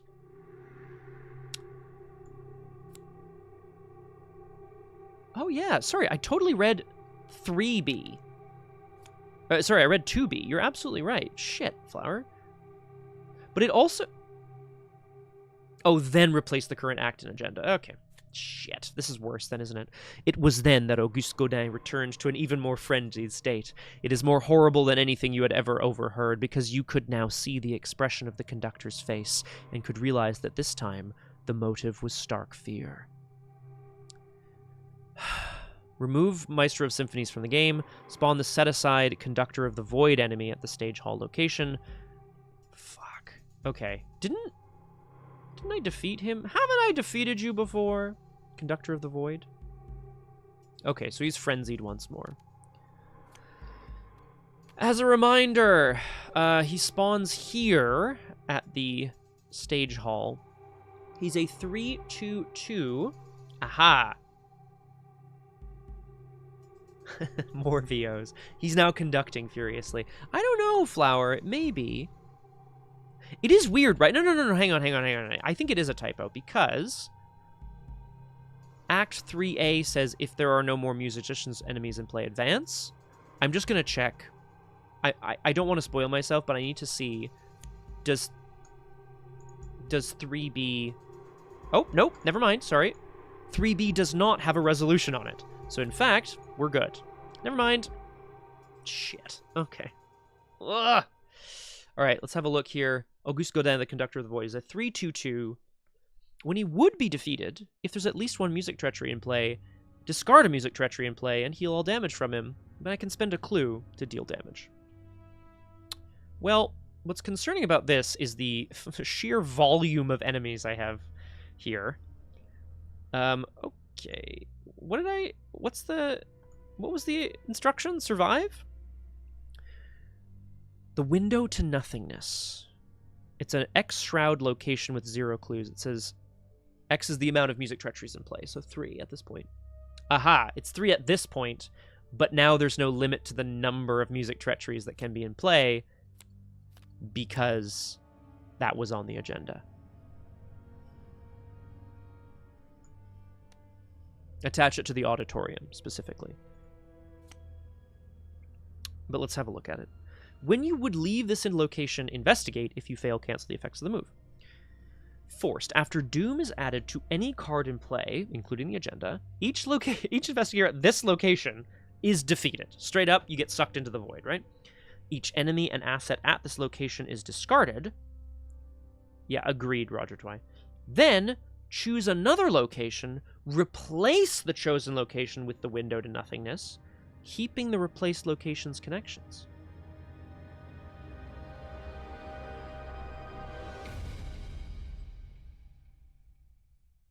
Choose another location, replace this was attached instead of, yeah, okay, holy shit, okay. Replace the chosen location with the window to nothingness, keeping the replaced location's connection. Okay, so I could spawn it, you know, I could move it somewhere where there are enemies, maybe? And then it'll swallow them up, maybe? Ooh, boy. Yeah. Which means I gotta get out of here, right? Which, like, I can generally evade, and I think I just run. Can I just resign? Yeah. Okay. So I think Patrice knows now. We've managed to save a couple of the musicians. The 2 women, for what it's worth, I'm not gonna make a crack about her being, like, a feminist or whatever, girl power, but it just kind of worked out that way. We had to go for the violinist first, obviously. The window to nothingness. Okay. Okay, that's bad. Save yourself. Let's draw an encounter card. Overwhelm. Test Will 2. It gets +1 difficulty for each music treachery in play, so 5. If you fail, discard a card from your hand for each point you fail by, or take 2 horror. Well...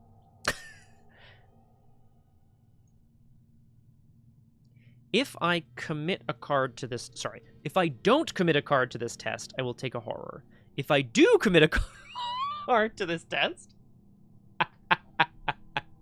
Here's the void immediately attacks you and exhausts. Yeah, Rip Paris is for sure. Oh god, the whole city's going under, man. Maybe it'll just be localized entirely here. We don't know. You know what they say. Yeah, sometimes, Voltgloss. Sometimes... we have to fiddle while Paris burns. I took that in a different direction.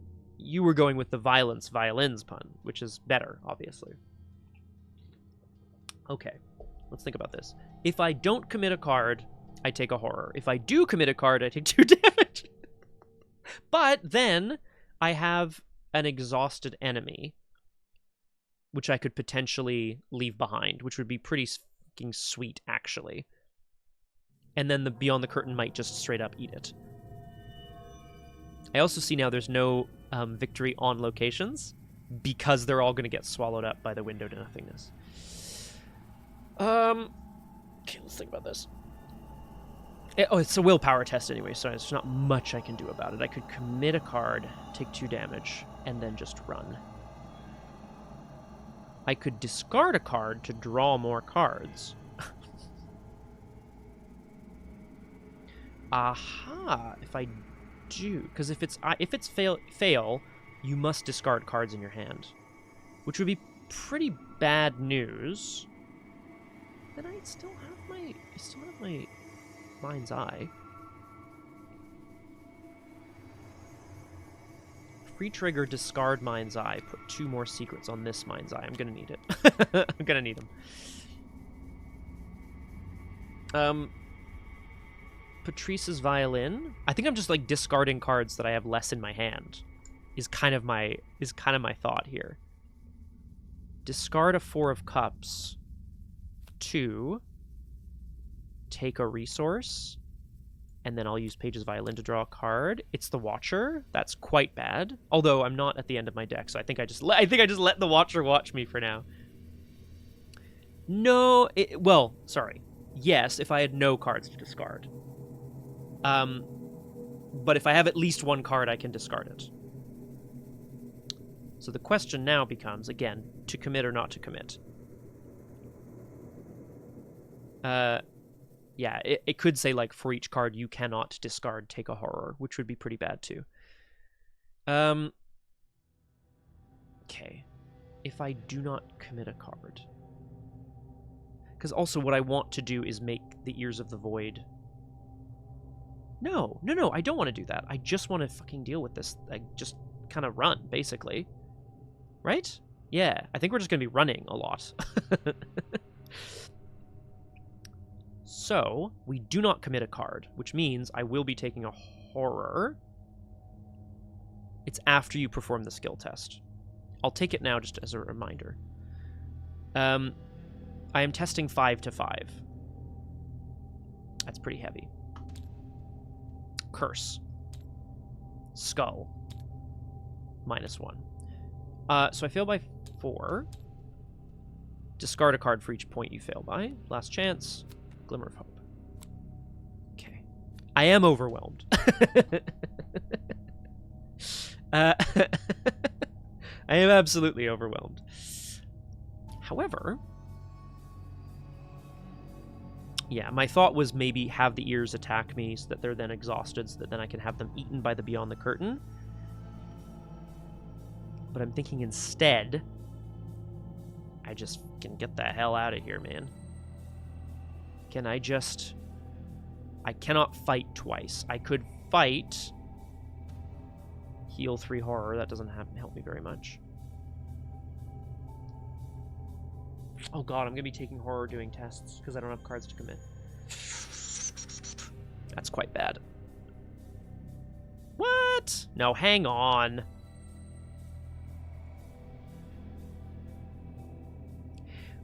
No, okay, so... okay. All right, now, Flower. I will allow that. I mean, I'll allow it. That makes sense. Like, that is probably correct. I want to argue it on a technicality, and I want you to tell me, like, no, you're wrong. If it just said, discard 3 cards, I would discard 2 cards and be like, I did my best. I resolved the effect to the best of my ability. It says you must discard a card for each point you fail by. So, I failed by 4. I discard 4 cards. I only have 2 cards. I discard 2. Why? Like, I guess, please tell me why that logic is wrong, because I don't know. And, otherwise, I will roll it back. Would I commit instead, then? Knowing I'd have to take the horror? Ooh, thanks, Roger Twy. Yes! Correct enough! Yes! That's all I needed. Now, speaking of correct enough, we fucked! Alright, let's, oh my god, we are in so much trouble, guys. Evade? No. Fight first. Fight with the mind's eye. Let's fight these dancing rats, you son of a gun! I'll kill you! Oh, and I will commit. No, hang on. We've just talked about this. Ah. Now, I love Axolotl's designs, but we've discussed this before. There are a certain number of typos present in these scenarios, so I wouldn't be surprised if some of it was maybe not necessarily correct. Okay, hang on. Whoa, I gotta go back. I gotta go back here. I gotta back up. Oh, interesting. If I commit a card, I take 2 damage from Ears of the Void. If I don't commit a card, I take a horror. So bad, dude. If I...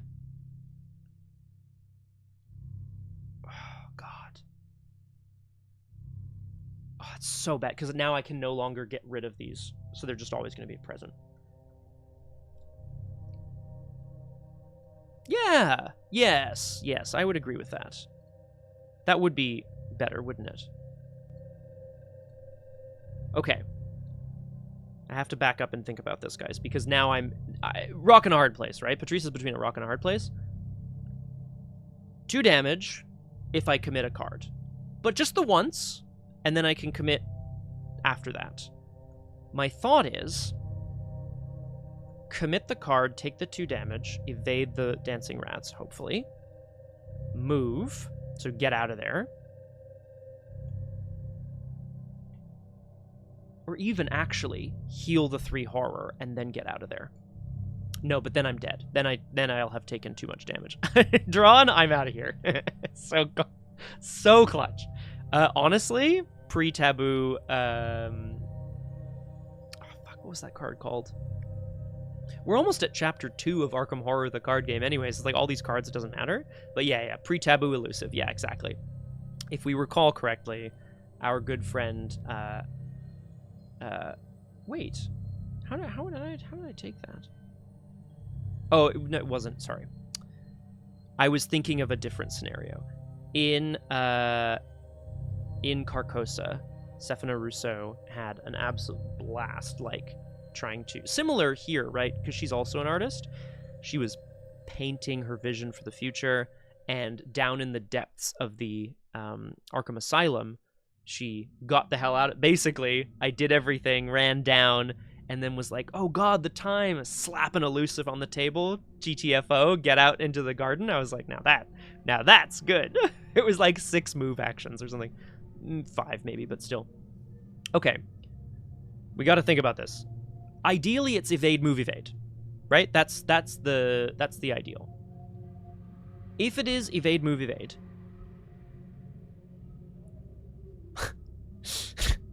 if it's evade, move, evade, then I can commit once, take 2 damage, not take a horror, move, evade by not committing a card, and then hopefully not die. Basically, I have to just hope not to die. Why would I die? I would die if I took 2 damage from the Ears of the Void, or from... and then also damage from Auguste Gaudin. So, actually, I think I just... I don't know if I do, actually. This is my problem. But my problem is I'm either taking damage or horror, regardless of what I do, right? If I commit the persistence, I take 2 damage. If I could commit the persistence to the test against Auguste Gaudin. Okay, yes, here's the play. We evade 5 to 3. I don't like my odds. I really don't like my odds.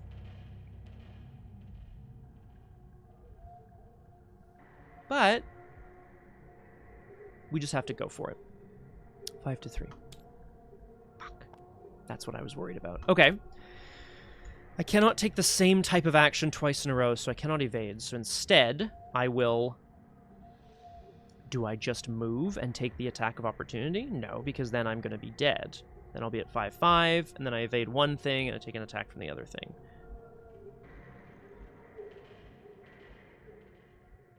It's not crazy, because the next turn it would be evade, evade, get the fuck out of there. Nope, I can't test this. I need to do something. Hashtag do something. I could fight, but then I can't fight twice, so it would just be a bit of a waste. So I should have fought first, thinking that I might fail. My hope was evade, move, evade, right? Now, I am stuck. Patrice is also stuck, which I do not love. Oh, man. If I move, I will take an attack of opportunity. Then I can evade, but I will take another attack. I will be at 6 and 6. And I will be at way more than that, actually, because I will have committed the persistence to 1 test. I'll be at 6 and 6. And then I would have to, next turn, I would have to evade, evade. Yeah, well, 100%. So I think actually what we do is we stay here for another turn. I don't know how the heck I'm going to deal with Ears of the Void. I mean, I think I'm going to, like, engage and attack it, right? Once I get a... So I think we just stay here, which means I think we do fight, and then we try to evade again. It doesn't have retaliate, so I think I'm just going to fight it. 2 to 1. I'm going to conserve my Mind's Eye charges? Is that crazy? Do I have a Mind's Eye in the bin? I think I do. Yeah. So Patrice is going to try to essentially stomp on the rats whose squeaking has really started to overwhelm her. If I don't commit cards, I have to take a horror.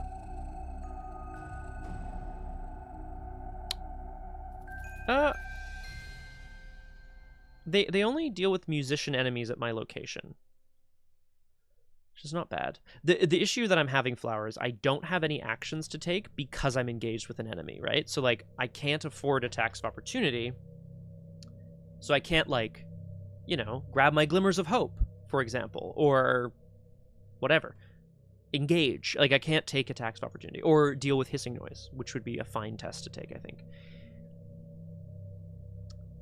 And then here's the problem. If you do not commit cards, I take a horror. And if I do commit cards, I get hit by Ears of the Void. God. Yeah, but am I okay taking a horror? I guess technically in the sense that the card here, my location could maybe heal me. Maybe? Let's fight. And we'll use a Mind's Eye charge to go 5 to 1. And I will not commit a card, so I will take a horror. Okay, that's a damage on the dancing rats. Now, last action. If I were to fight again, I would take 2 damage. Which would then potentially kill me from the dancing rats. So I must... Fuck, evade... Oh, sorry, did I commit the... I did not commit the persistence. Oh yeah, this is pinned central, man. I actually think that treachery kind of boned me as well. If I... Oh my god, okay. Fight, don't commit a card, take a horror, succeed, kill it, no enemy, aloof. That's the... Yep. Commit a card, don't take a horror, take 2 damage. But kill it? No, then I can't fight it. That would be an evade. So I could evade with I could evade with persistence, or I could fight it and take 2 damage and kill it. 2 damage and a horror? This is insanity! I could just end my turn, too. Take a damage and a horror for the rat. It sucks. Oh my gosh, this is... What a nightmare. I mean, this does... it's going to be a short sesh anyway. That's no bad thing. I got shit to do today before Drew Crew. Yes, Flower, that's correct. But if I kill it, I have to take 2 damage from Ethereal Melody. And a horror from not committing a card. Because if I commit a card, then I also take 2 damage. Clearly I needed some more soak. That's okay, Patrice. You're doing great, buddy. Okay. That's fine. This is the end. The end for Patrice is killing the rats. So we gotta Mind's Eye kill the rats. In her mind's eye, how could she see herself Pied Pipering them away? We're at 5 to 1. I have to take another horror because I did not commit a card to this test, and I gotta do it 5 to 1. I'm gonna say please. That is good news for me. I mean, it's not good news, but it's news anyway. The rats have finally been dispersed. 100%, Flower, 100%. Play, engage, resource. Okay. Woo! Hang on, did I take the same action twice? Yes. 2 damage. 6 and 6. Patrice gasping for air as she can hear, or rather, even just through the door, she can see Auguste's face clenched with an otherworldly fear as he spins his conductor's baton again and again and again. In the enemy phase, there's a percussion and still a piano treachery, so these guys are still aloof. No one else hunts. No one else attacks. Somehow, we go to upkeep. Okay.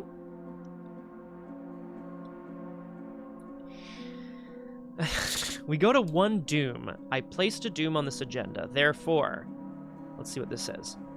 Each investigator at this location is defeated. Each enemy and asset at this location is discarded. Choose another location. Replace the chosen location with the window to nothingness, keeping its connections. Fine by me. Ooh, the window to nothingness is gonna eat these rats. Ooh. Okay. That's fine. Now we draw an encounter card. This is, of course, I still don't think we're in good stead, but we... Oh, another enemy! No! This is the worst thing! After you deal damage to macabre dancers, choose a connecting revealed location. We move there. That's it, my friends. It is because of the ethereal melodies and the rhythm from Beyonds that we are now... If I had cancellation or something, that would be good.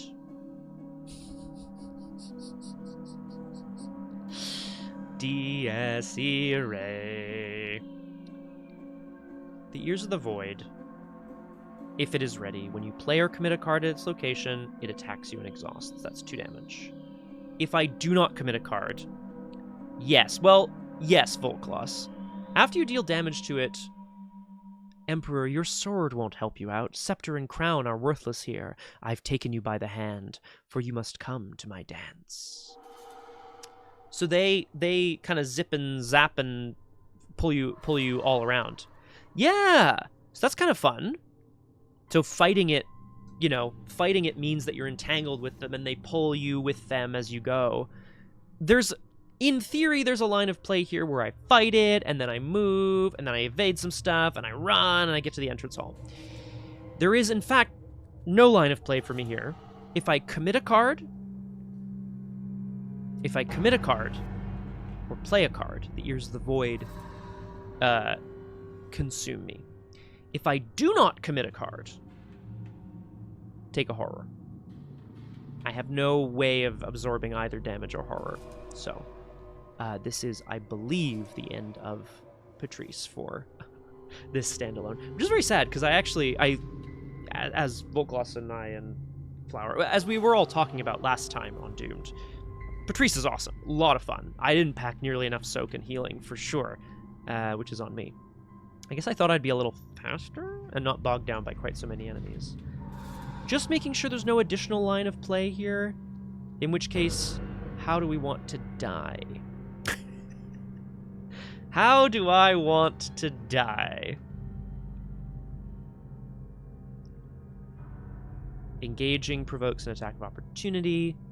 Fighting does not, but I either commit or I don't commit. Yes, Volkloss. Probable misplay on my part. It ended up tanking an attack for me in the enemy phase, which threw it in the discard pile right after I had reshuffled. So, really sad. So I did miss it. Plucky 3 is obviously fantastic, I think, just generally. No, sorry. I only have the 1 copy, so it's in my discard. That would actually be dope. Do I have anything in my deck that could help me? I don't think I have. I have a Fearless, but that Fearless heals horror, which heals and then immediately... Fearless heals horror, which then I would take the horror after the test. So, actually, I do need... discard a card. I'm going to discard a card from hand with Patrice's Violin to draw a card, and then I'm going to draw another card with Paige's Violin. Page. Let's party, guys.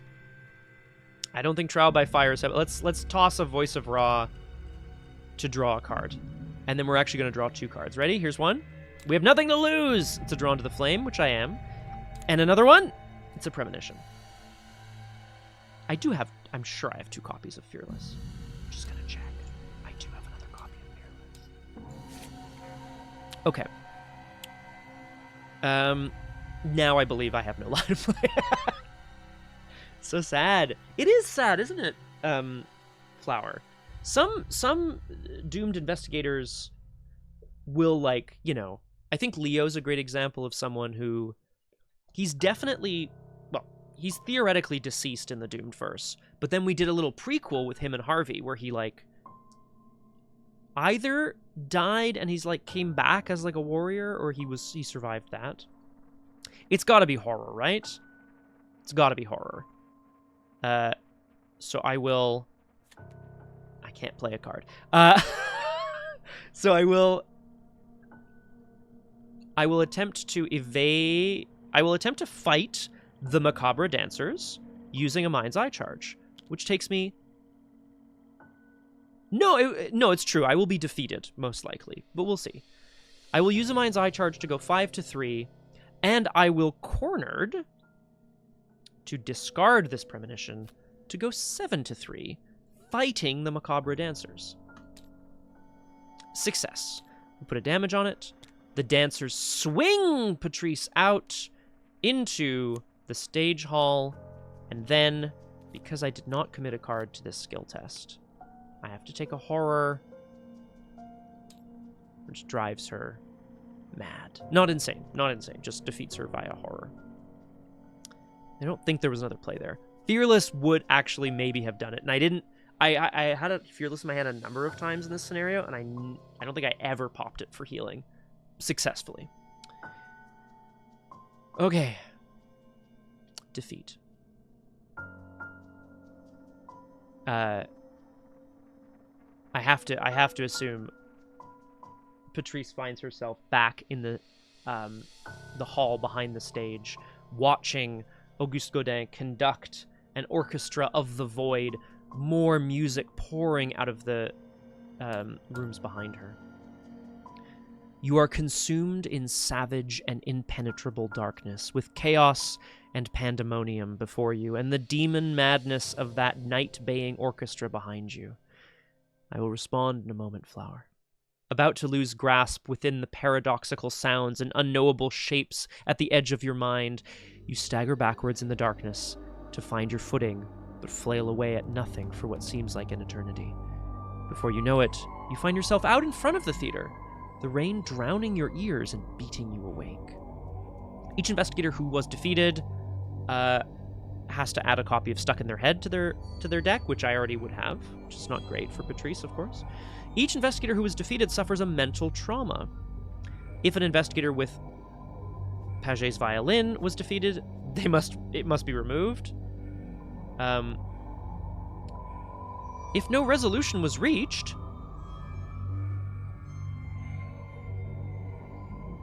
proceed to resolution 1. Racing mindlessly out into the narrow, steep, and ancient street of steps and tottering houses, clattering down steps and over cobbles to the lower streets in the putrid canyon-walled river, panting across the great dark bridge to the broader, healthier streets and boulevards we all know. All these are terrible impressions that linger with you, and you recall that there was no wind, and that the moon was out, and that all of the lights of the city twinkled. Despite your most careful searches and investigations, you have never since been able to find the Ossé Theater, and neither the Rue d'Ossé.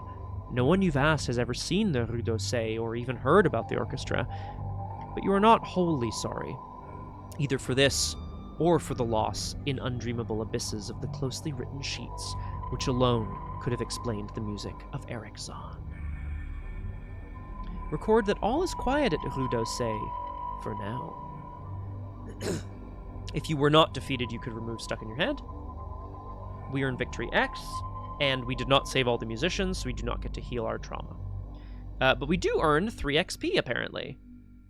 Isabelle Lafrata, Nicole Paget, and the gallery.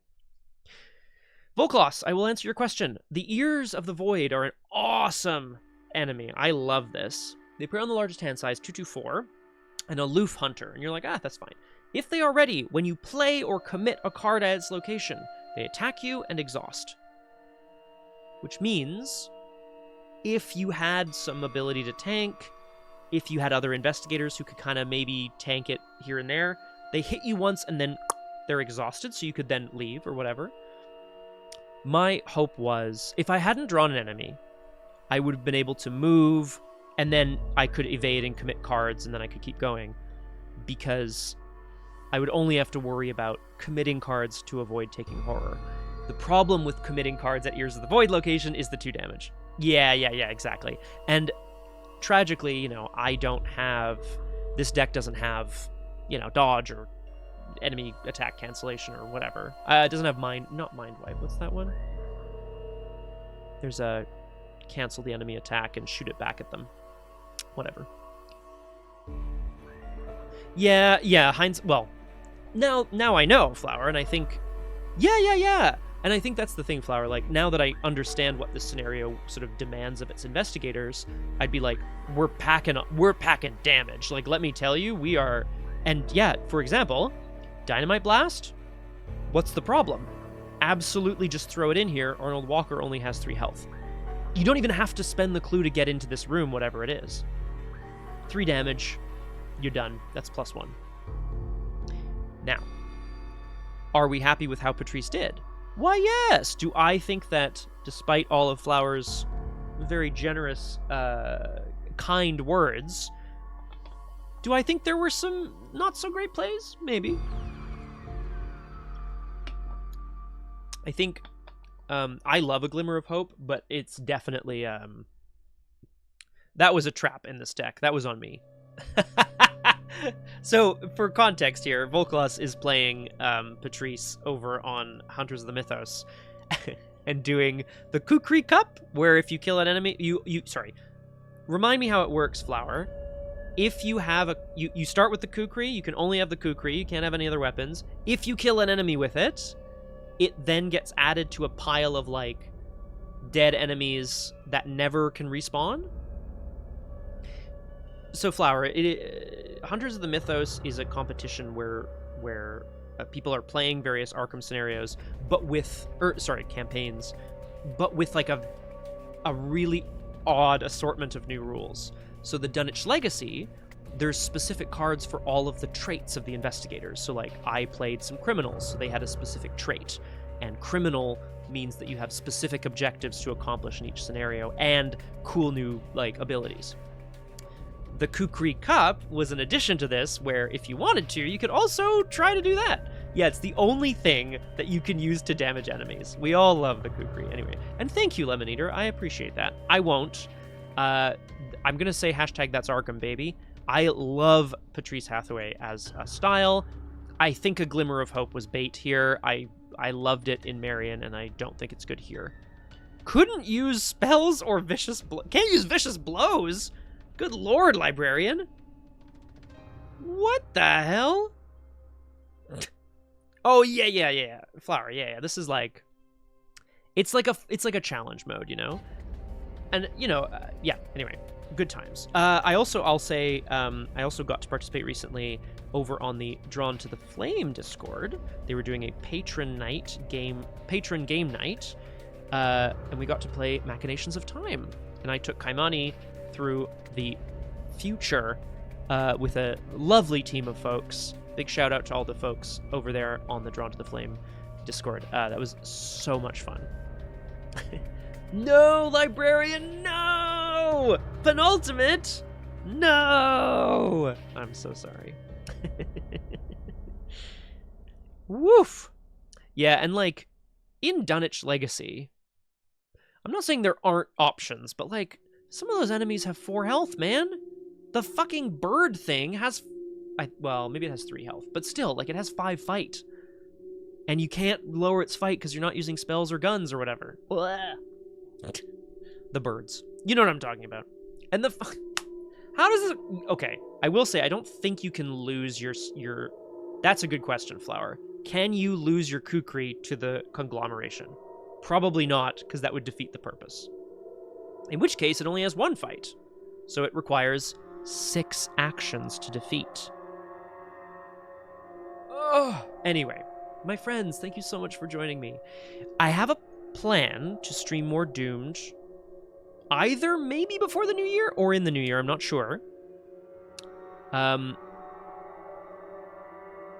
There's some notes here from Axolotl. Jury rig. Oh, nice. Okay. What do I want to say, guys? Sorry. Yes, so 2 thoughts about Doomed upcoming, which I'm excited to report. The plan is to have another standalone scenario pretty soon.